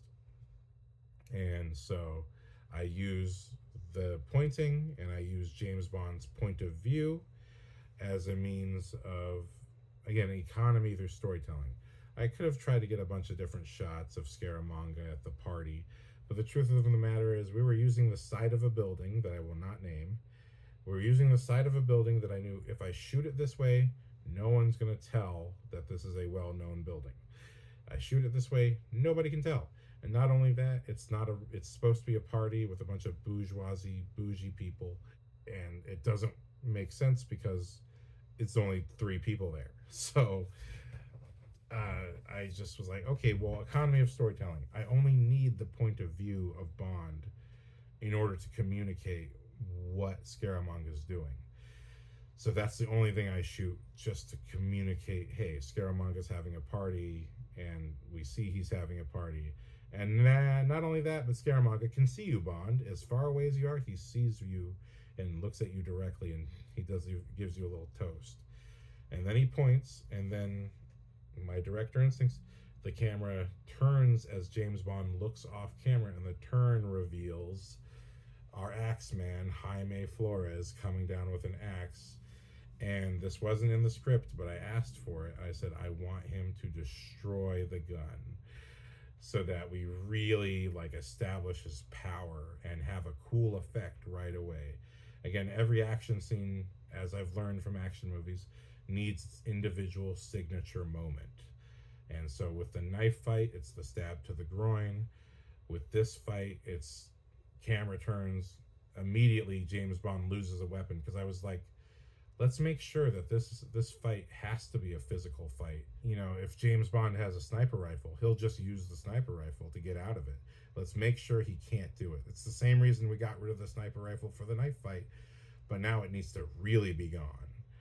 And so, there's a motivation for it in terms of also giving the audience this unexpected moment, but just to introduce our axe fight with some flair. Man, he took away James Bond's weapon, and now James Bond has to fight with his bare hands against a guy with an axe.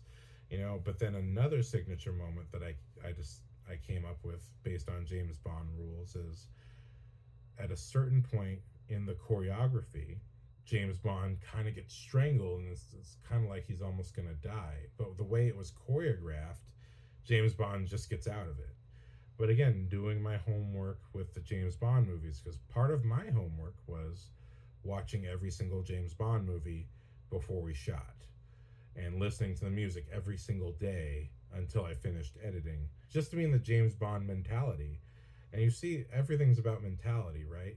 Guillermo del Toro watched every single bit of footage shot for Blade 1 so he could be in the mental space of how a Blade movie should look, feel, and signature events that are important to the movie, so that when he makes Blade 2, he's making a movie that audiences who loved the first one can watch Blade 2 and go, this is still a Blade movie, but it's just got a slightly different flavor, but it's still basically a Blade movie. And that was my philosophy for making 007 I Only Need One.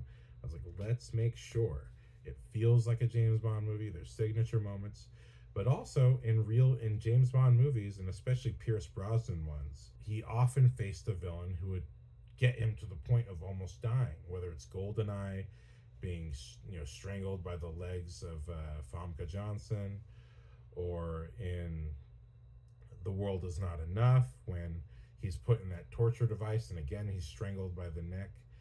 Is that it's very important that James Bond needs to almost meet his demise, and on top of that, he needs to then escape. But that moment, I realized that's where the audience comes in, because then the audience is like, oh yeah, even though he keeps surviving ridiculous situations, he's still a human being. He's still capable of dying in the mortal way. So it's an important reminder for the audience that this violence has a consequence. James Bond could actually die. And that's part of the thrill, part of the fun, is that he will survive because he's James Bond. He's got plot armor. But it's still important to remind the audience that, hey, no, this could still go wrong. There's a consequence to the violence. And if there's no consequence, much like the vampire couple dying, if there's no consequence to the violence, then what exactly is Blade overcoming? And so I found it very important when we were shooting the axe fight that I literally stopped what we were doing when it got to the moment of Bond being strangled. I was like, okay, we're gonna stop shooting the fight scene now, and I need the shot because we're in the moment. I need to get a close up on Andrew being strangled, and it's like, and you need to feel it. You need to feel that he's strangling you. You don't have to do it for a long time. You just need to give it a couple beats of, oh God, I'm gonna die, and you need to hit him in the throat so that you can do something to make the bad guy back off of you. And then this changes the tone of the action scene. So while the knife fight is sharp, it's fast, it's cool, the axe fight, it's brutal, it's intense. And at first the axe fight's kind of cool when you're kind of getting into the choreography, but as soon as he gets strangled, the treatment of the action scene is very different. It slows down a bit and it's more personal because James Bond almost died. So there's an emotional component to the fight scene. And when James Bond is when our Axeman is stepping backward, and Jaime Flores also excellent. And I forgot to say Anna Marie, who was the sniper, so great. These are people that I worked with on other short films, or actually one of them, Jaime, I worked with on a feature film. But I worked with these guys on other films, and I knew I wanted to cast them at some point. And so directing the movie was a great opportunity to work with them. And they were professional. They were perfect. Jaime, he didn't get as much. He was in a good amount of scenes, but he was just kind of there to be imposing in the feature I worked on the feature that I worked with him with. But in this movie, I was like, well, we're going to use your range here. We're going to see what you can actually do. Because I know you can be imposing, but let's see you in a sequence. And he was so good. Jaime was excellent. We title him as Jaws, but I called him Mr. Wednesday in the promotion. But yeah, that was just a homage thing, but it had nothing to do with short film. But yeah, so this was a chance to work with these great guys. But then I thought, okay, the choreography is going to end with James Bond strangling him back. And so I really, again, wanted to punch in. We're going to punch back into these close-ups, because why do we use close-ups? Not just for the main character, but it stresses the importance of whatever's going on in the close-up.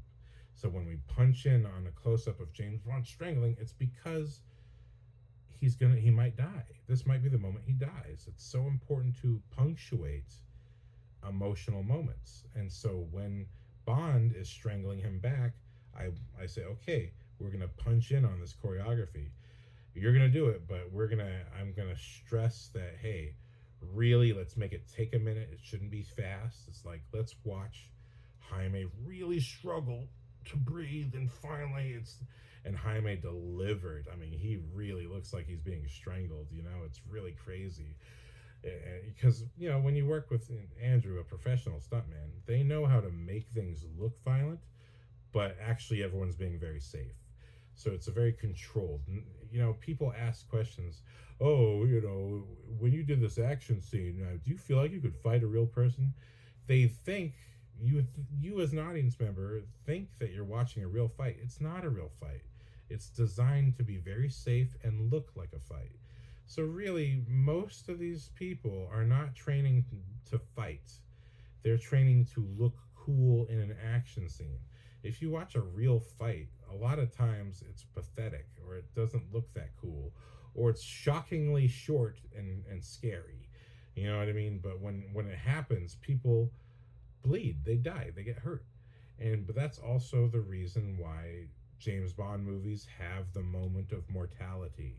He's gonna die, but also he pays that back in kind to the person who tries to kill him. So that's why we punch into Jaime's close-ups. And it was just something I noticed when we were shooting, that, man, his legs really also look like he's strangling and dying. and I asked the cinematographer to capture his legs kicking as he was strangling, so that I could use both to cut with later. You know what I mean? And again, this is for you film students out there who hear fix it in post. That is the biggest bullshit there is. You know, you shoot things. If you're a director, you shoot things because you want them to be in the movie. If it's edited well, that's wonderful. And it is true that an editor makes the difference between a good director and a bad director. That's a saying I've heard before, and it is true. But simultaneously, like, it can't exist in the edit if you don't shoot it. Okay, and this was something I had to deal with on this set. Even though I was working with friends who we went to school with, they had a lot of old attitudes, and they had attitudes that teachers said to them that I knew were not valid, because even though, yes, we all studied from great teachers who worked in the industry, before even going to college, I studied the directors who were making the big blockbuster movies, because that's what I want to make. So if a teacher, yeah, they're my teacher. If they say some kind of philosophy, I'll take it with a grain of salt, because I'm going to be judging it against what the director of Spider-Man said. You know, that's what matters. It's like, you look, you know, I appreciate you. You are totally wise, and I'm getting a lot from you. But if you say a single thing that does not add up to what a blockbuster director said, I'm going to pick the blockbuster director, because that philosophy worked for them when they made that movie. And so that's what I'm trying to get to, is that, you know, everything that happens in 007 I Only Need One, the reason I'm proud of it and the reason I'm making this podcast is because everything I learned from Blade 2, I applied to my first short film, and I applied to 007 I Only Need One. And these two things are 10 years apart from each other. But these lessons made me successful when I was a videographer, and they made me successful with this short film, a fan film about a character I didn't care about before. You know what I mean? I liked action movies, but James Bond, I only really liked the Pierce Brosnan movies and Casino Royale. But it was Andrew who made me appreciate them, and I'll get into that in another podcast, but I just really wanted to talk about how Guillermo del Toro's lessons contributed to the making of this movie, because I attacked it the same way. These things in the script don't make sense. We need emotional punctuations to make the scenes have value, and the audience needs to understand what's going on. You know what I mean? And if you at least have those three things, then I think people can get on with the movie and be entertained by it. And so I appreciate that it's up to 20,000 views, and I hope it keeps growing, you know, and this was a labor of love of family and friends.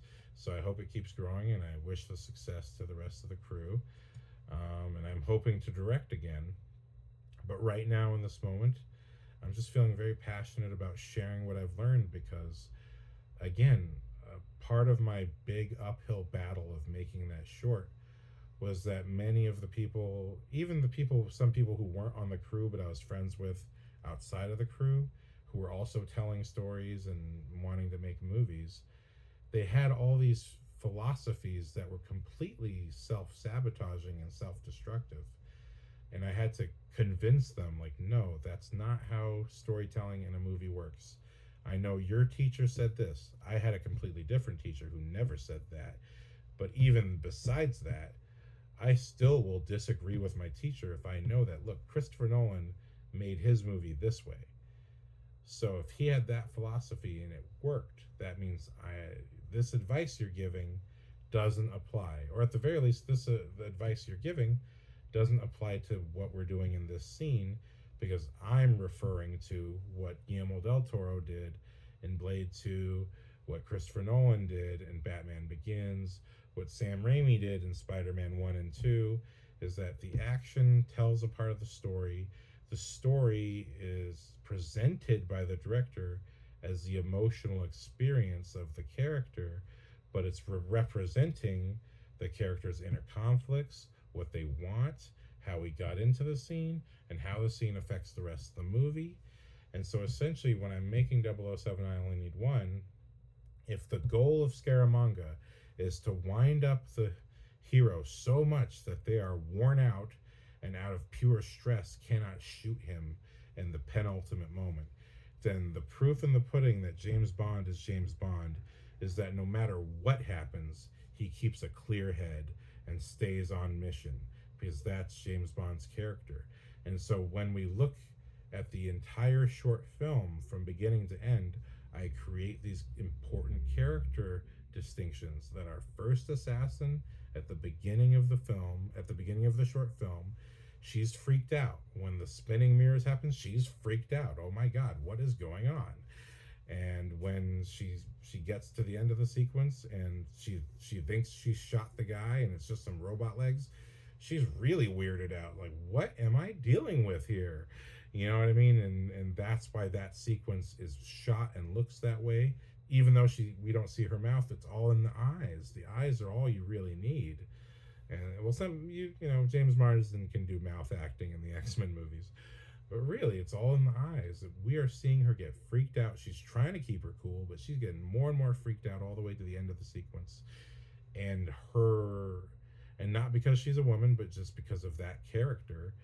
And that character is only that way so that when James Bond reaches the end of the movie, and we've seen how he handles action sequences, he'll get a little scared, he'll get a little perturbed, he'll almost die, but then he regains his composure and attacks back with a cool head. He thinks about what he's doing.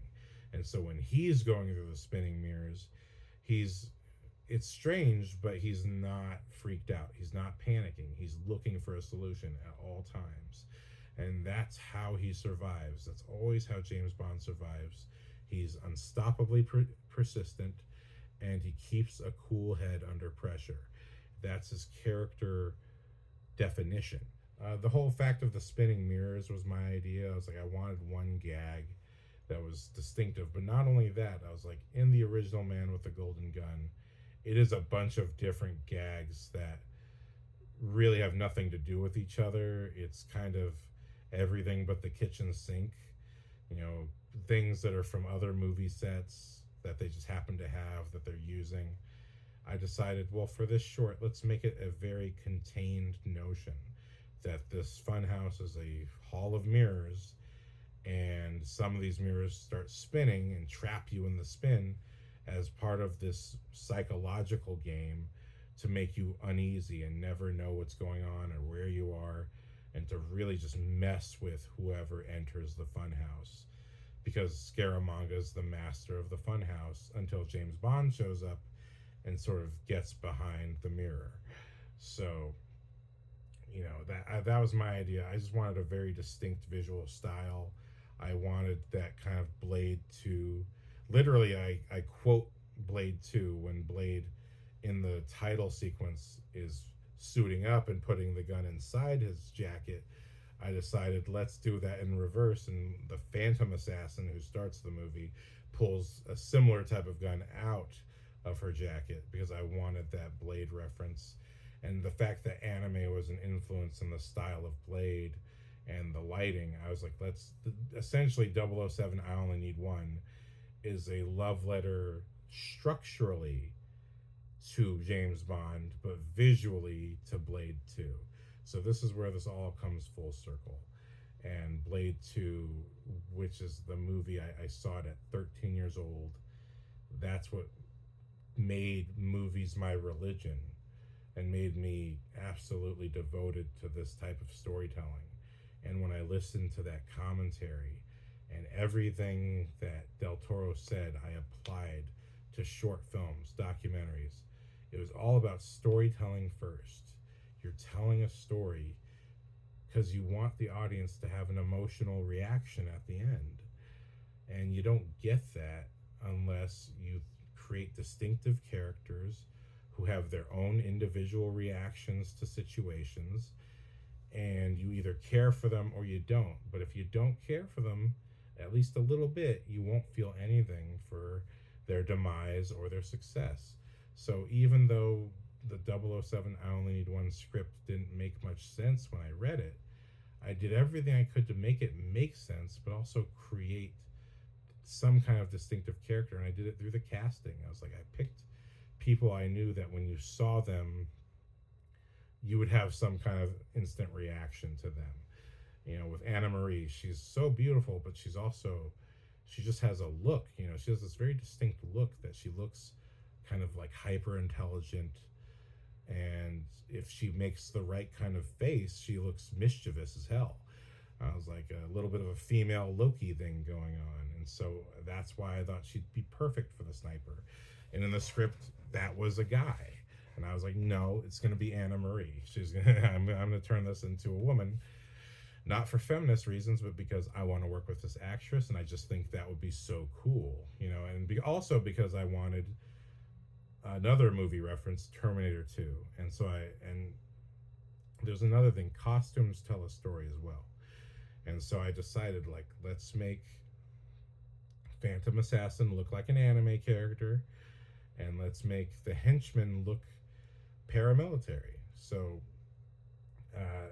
Anna Marie's look is based off of Sarah Connor in Terminator 2. All black, with a black harness and a black belt, with an all black sniper rifle, which is that part's pretty common. But I wanted her to look like that kind of police paramilitary type of person. And then when it came to the axe fight, I was like, let's make Jaime literally look military with the camo pants, which Andrew had as a stuntman with a bunch of costumes. He had some military outfits, so let's give him the pants, just to sort of suggest where these people came from. That this idea that Scaramanga hired, you know, probably some dishonorably discharged people, and so that he could have this whole fun island experience. So paying attention to character was very important in the casting. But again, all of this I learned from Guillermo del Toro. All of this I learned from The Matrix and Sam Raimi's Spider-Man movies. Casting distinct characters, like the actor themselves brings a character to the role. And Richard Mills, who plays Scaramanga, was a pool friend. I was part of a pool team with one of the other people who helped made the movie, and this was her friend, and I got to know him through a shoot, another short film shoot, and I thought he was distinctly good amongst the actors who had experience. I thought he was a natural, and he already liked to wear suits wherever he went. So I was like, dude, you are already the character in my mind. Just wear one of your suits. This is my color scheme. I want you in gray, which is a reference to Collateral. Tom Cruise's character wears gray, and he has kind of a bleach blonde hair. You have white hair, so that's going to look cool as hell. So your character is dressed like Collateral, but you have the golden gun, and I want you have one tie that's gold, but it also has this kind of box sort of thing going on, and that looks like your golden gun. So everyone's costume reflects their character, and their weapons reflect their costume. So the axe handle is brown, and the Axeman Jaime Flores is wearing the brown camo. You know, the Phantom Assassin is wearing a black trench coat with a white scarf. Her gun is black and white. So everyone's character is shown through the costume choices as well. So every single thing I looked at and costume stuff, I learned that from costume designer interviews from all different kinds of movies, that the costume reflects the character. The fact that Tom Cruise wears a gray suit is his moral ambiguity. So there's all these meanings beneath what you see when you watch a movie. And I'm just hodgepodging a whole bunch of different lessons from other movies I'll talk about later in this podcast in future episodes. But the reason I bring up 007, I Only Need One, if you see it and you don't think much of it, hey, that's too bad, you know, but I'm very proud of it. And I just wanted you to understand that I'm talking about all this movie stuff because I actually applied it. I applied it to my own work, and it has led to success. And one of the most amazing things happened when we showed 007 I Only Need One at a film festival. It's the first film festival I've ever submitted my work to. I don't know why I didn't do it before. I've done so much stuff. But when we submitted it to our first film festival and saw it on the big screen, there was a problem with the DVD we brought. It didn't work. I had to use an internet quality video from my computer that they used. And even though the movie played at a lower quality and it was supposed to be played before a feature, the feature played first. And because of all of our technical difficulties, the short film was played second. But the beautiful thing was, even though the quality, the visual quality was low, the sound wasn't as good, when people watched that short on the big screen, we got to the ending of the movie, people clapped just as hard and long as they did for the feature, and they really were impressed by how it was pulled off. And even Del Weston, this was the Action on Film Festival in was it Pasadena? I don't remember exactly where it was, but it was close to LA.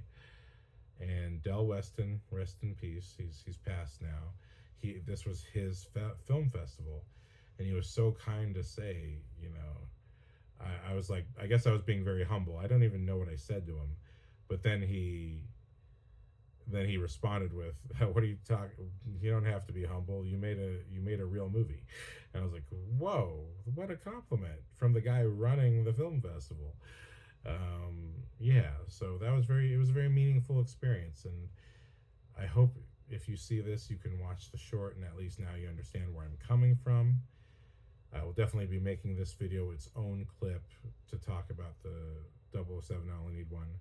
But I will be doing a James Bond episode in the future. It's something I'm planning to do where I talk about James Bond as a character, because this podcast, Action Movies, Storytelling Through Action, I will be looking at all the different facets of action movies. And I won't always necessarily be talking about individual action scenes, but the characters themselves, because a true action movie is, in its raw form, it's a movie. The action is just the genre.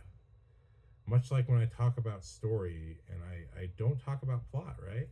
Because plot is just motivation for story. It's rice. You can put anything on rice. The only reason you have rice is so that you technically have a side that's built into your meal. When you have rice, what do you put on top of it? Beans, or a burger, or you have cooked vegetables and meats. Rice is just a base to give your flavor something to bounce off of when you eat it. Rice can be put with anything or eaten on its own. But really, rice is a component to a larger meal. And that's what plot is. Plot is just motivation. It's not a real thing. You know what I mean? I mean, it's a real thing, but it's not what movie reviewers say. Movie reviewers who are not storytellers talk about plot because they don't understand what story is. They talk about plot because they think plot is the story. And that's why I made this podcast, because the Russo brothers were wooed by CinemaSins and thought that that was a legitimate thing to worry about. You don't got to worry about CinemaSins. You're a storyteller. Tell a story and be confident in that. Because, then you get this movie that's, it's entertaining, but is it better than Batman v Superman? Batman v Superman was a genuine emotional experience. It wasn't perfect, but it was a genuine emotional experience. Captain America Civil War has pieces of genuine emotional experience, but it's mostly plot, and it's mostly character events that should be feature films by themselves, but are just kind of half told because CinemaSins might say, "Why doesn't this character have an arc? Why doesn't this character have an arc?" And what exactly do the filmmakers of CinemaSins know about an arc?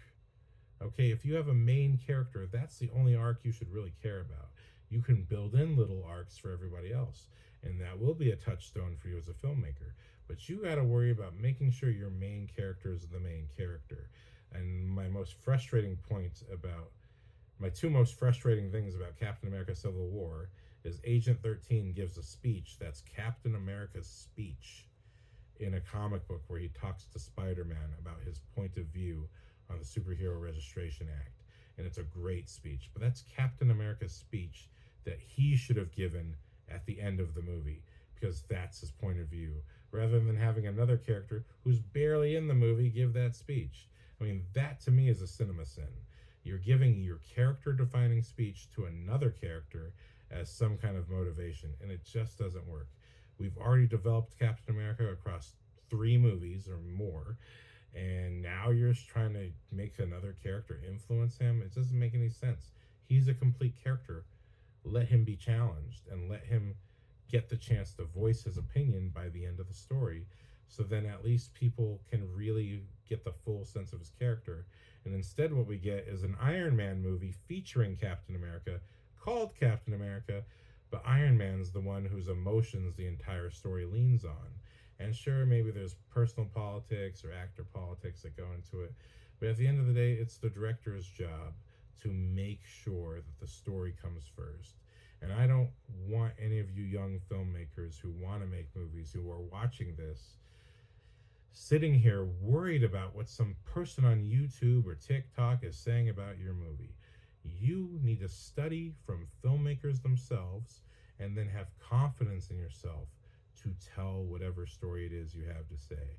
There's a clip of George Lucas being asked about, hey, how do you know what to do as a director when you're making a movie? And George Lucas responds with, if you don't know what to do to tell your story, then you're not a director. And that was powerful. And it was also very reassuring for me, because that was my uphill battle for making 007 I Only Need One. I had to keep proving to my own friends who went to the same school as me, but they didn't have the same training as I did. I trained myself. As much as I've been trained by people, I'm also self-taught. I don't just wait for people to tell me how a movie's supposed to work. I get as much information as possible so that I can make my own decisions based on what makes sense for the video that I'm making. And so that was my uphill battle. It was like, oh, you can't do a jump cut. It was like, you can totally do a jump cut. What are you talking about? You're the filmmaker. It's up to you. And by that, I mean me. I'm the director. If I want to do a jump cut, that's what I'm going to do. You know, what's a zoom in? It's basically a jump cut without the cut. So, you know, just things like that. And then from little technical issues that don't mean anything to the audience, by the way, to larger things like what to do with the story, how to approach an action scene, how to approach the emotions. Like when I stopped the axe fight to punch in and get the close-up of James, I call him James Bondrew, of Andrew struggling like he's about to die. When I did that, I remember there was a collective sigh of, really, he's stopping us to get a little scene, really? But I'm the director. You're goddamn right I'm doing that. And if it wasn't there, the audience won't feel the scene. So it doesn't matter even if the crew doesn't agree with you. This is also what George Lucas faced when he made Star Wars. Nobody understood that script. The entire cast and crew made fun of him the entire time they made the movie. Everything the internet said to George Lucas about the prequels was what the entire cast and crew laughed at his face and said to him when he was making the original Star Wars. And here you are, all you so-called fans who worship the ground of the original trilogy, now saying the same thing to George Lucas about his prequel trilogy, until the sequels come out and you realize, I mean, I didn't like them, but maybe there is something there. Exactly. You know what? George Lucas is a brilliant person. Guillermo del Toro is a brilliant person. And why are they brilliant? Because they do their homework. They know exactly what they have to say, and they say it. And you may not like it, but you also have to remember that that's entirely subjective. Kevin Smith, another wise filmmaker who I've learned from, who's my influence, he used to be way harder on movies, and then all of a sudden he stopped and he realized, wait a minute, I wouldn't make that movie anyway, so I don't have skin in the game. And that's when he got much nicer about movies, and that's when I started to have the philosophy of the same. It was like, stop being so hard on movies. First of all, figure out if what you're saying is even true. figure out what the filmmaker is thinking, why they made the movie this way. Try to really have an informed opinion on the movie, because you might be misunderstanding something.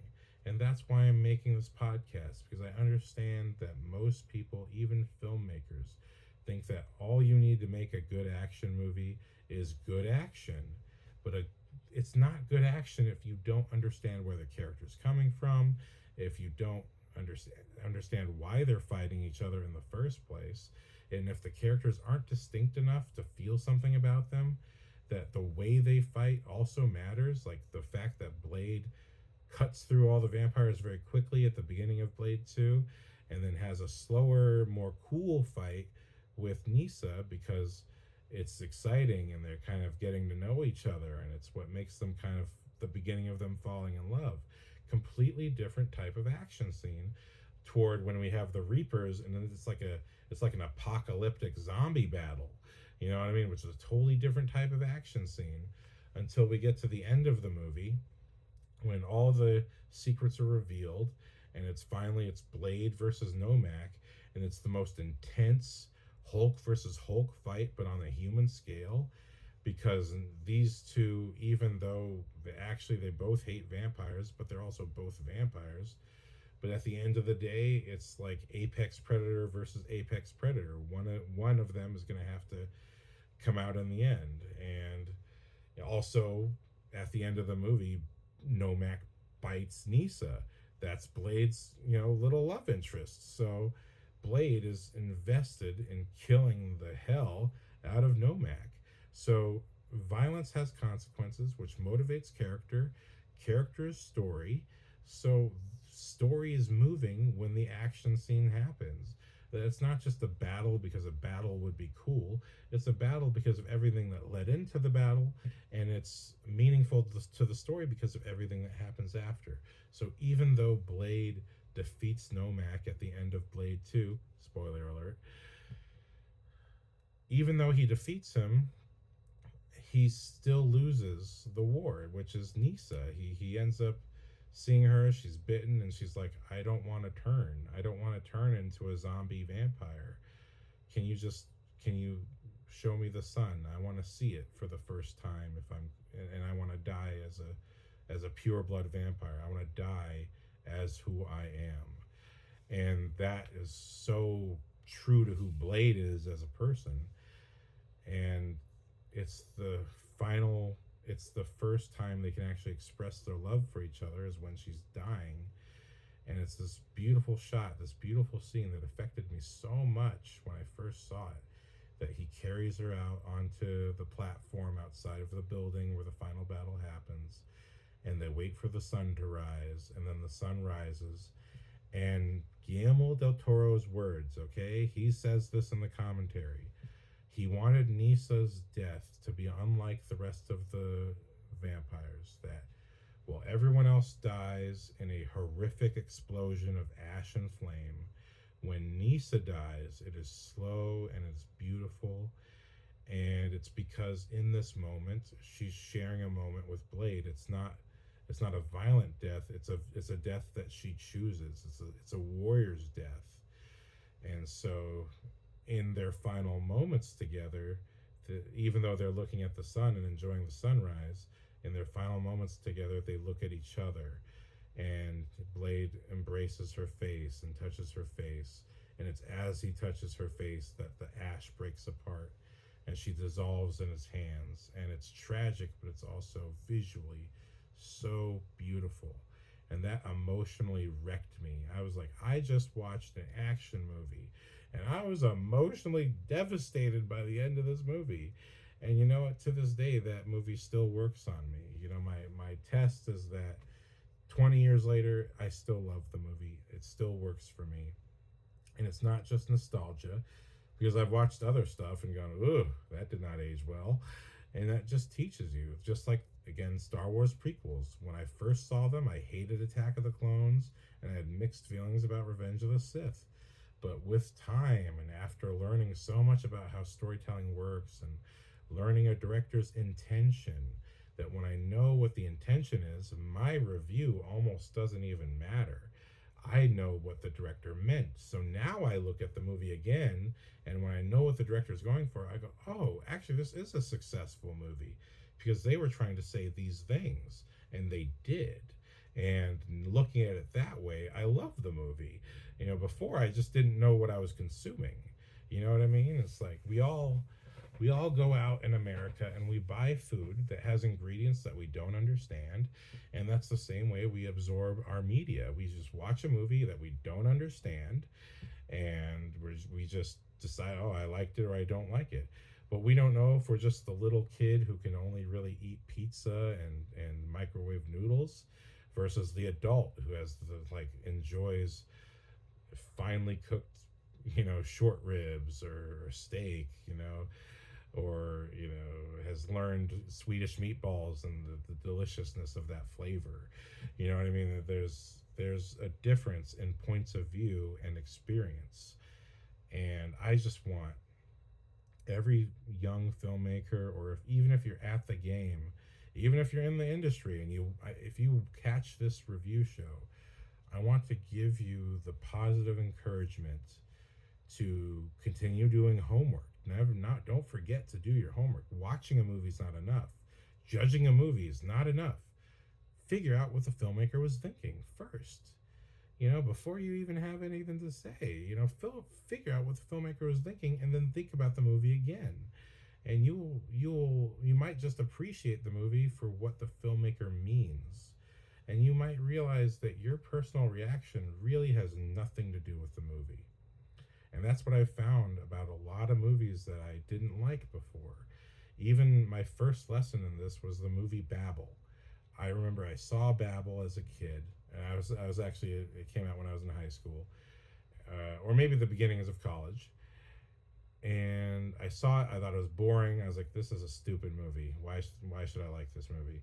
And then I was in screenwriting class, and I had the nerve to say, yeah, Babel sucks. And the screenwriting teacher, Michael Braverman, he stopped me and said, hey, well, why? So you think Babel sucks? And why is that? Well, because, nothing really happens and people don't understand each other. It's boring. And he said, well, do you know the story of Babel? And I said, yeah. And he said, what's the story of Babel? Everyone on Earth speaks the same language, and they try to build a tower to heaven, and then God strikes down that tower and makes everyone speak different languages so they can never build a tower to heaven again. And then he says, okay, so what happens in Babel? A bunch of people who don't speak the same language try to come together and save each other's lives, but the problem is that they can't speak the same language. And so, okay. So once he said that, I was like, oh, I was prejudiced against Babel because I didn't get it. But when I thought about the movie in the context of why they picked the title, Babel, which is the exact spelling it is in the Bible, I was like, oh, this is a movie about those same people, all the people who were spread across the world, given different languages, trying to come back together. And it's really, the main premise is Brad Pitt trying to save his wife, but no one can speak the same language. So it's this huge struggle. But in a way, by saving that life, they've kind of built the tower again. So there's deeper meanings to this movie, and I'm probably just misconstruing it. But just thinking about that's why I wanted to make this podcast. I think too many people who are making movies have the same attitude that I grew up seeing other film students have. And look at the quality of movies right now. I don't just blame the studios. I blame the filmmakers themselves. I think filmmakers lost their teeth and they lost their philosophy and they stopped being philosophers. George Lucas is a philosopher. Guillermo del Toro is a philosopher. And what is a philosopher?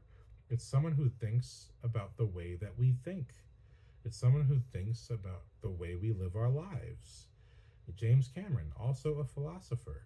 They don't tout themselves as philosophers, but if you look at their movies, all of their movies have a point of view on life, how life should be lived, and the warnings, the pitfalls.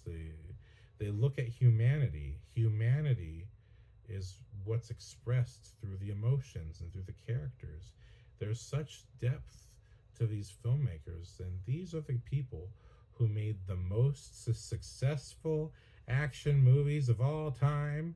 Blade 2, one of the most successful superhero movies and franchises of all time, that against the entire MCU, Blade, the whole trilogy, Spider-Man, the Tobey Maguire trilogy, these movies are still held to such a high regard that the MCU has never achieved that standard. You know what I mean? That these legacy Marvel movies were fantastic because they were great comic book movies, but they were great stories, well told, and that's your job as a filmmaker. And you can't do that if you're sitting there listening to a YouTuber who has no idea how a movie gets made. And that's why I made this podcast. I hope you got something out of this episode, because I'm finally going to stop talking. So thanks for watching. I hope you got something out of this. And it's just, remember, I only talked about what I made to tell you that, look, you can apply these things to your movies. So don't just stop with my podcast. I want you to go out, and your homework today is to go watch a commentary to a movie that you love. Find a movie that you love. If you can get it on DVD, if it even has a commentary, watch it. Watch the director's commentary of one of your favorite movies, and you will get a whole different appreciation for how that movie is.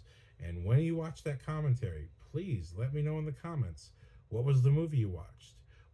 Take notes. What's your favorite thing that the director said about why they made the choices they made in the movie? And it's perfectly fine if you get to the Russo brothers and you're like, well, my favorite thing was that they were worried about cinema sins because I liked the movie. If that's your comment, that's totally fine. I know I said all this stuff, but by all means, if you love the movie and that's actually your favorite reason, that's fine. But get it from a commentary. I want notes from a commentary, your favorite 3 things, or at least one thing, at least one. But if you can give me 3, I'd love to hear 3. Go watch a commentary of your favorite movie, or if your favorite movie doesn't have a commentary, your next favorite that has a commentary. And then just leave a comment with, hey, I watched Sin City, and my favorite thing Robert Rodriguez says was this. That's all I'm asking for. That's your homework. Go check out a commentary. Leave me a comment below what you watched and what you learned. And if you're working on stuff, I'll check it out. You can leave a link or just tell me to check out your channel, and I'll check it out. Okay, I'm not promising I'm getting back to anyone immediately. Okay, I'm already trying to watch the stuff that my friends are in. Okay, I'm struggling to. I have one friend for sure is in a bunch of stuff that I didn't even realize he was in. And I'm trying to catch up on his stuff because he's my buddy, and I just feel like I owe it to him. Like, dude, you're such a great actor. I want to watch the stuff you're in, man. I'm struggling to watch that and try to make time for Daredevil Born Again, okay? So I may not get to your stuff right away, but just if you're making stuff, feel free to let me know, hey, I made stuff. Please check something out. And if I check it out, I'll leave a comment, okay? But no promises, okay? If I don't get to it, I'm sorry. But just let me know so that I can have the opportunity to. So that's your homework. Watch a commentary. Let me know your favorite note. And if you're making stuff, just let me know to check out your channel, and I'll give it a chance when I can. All right. So thanks for watching. Hopefully I'll see you next time. Aloha.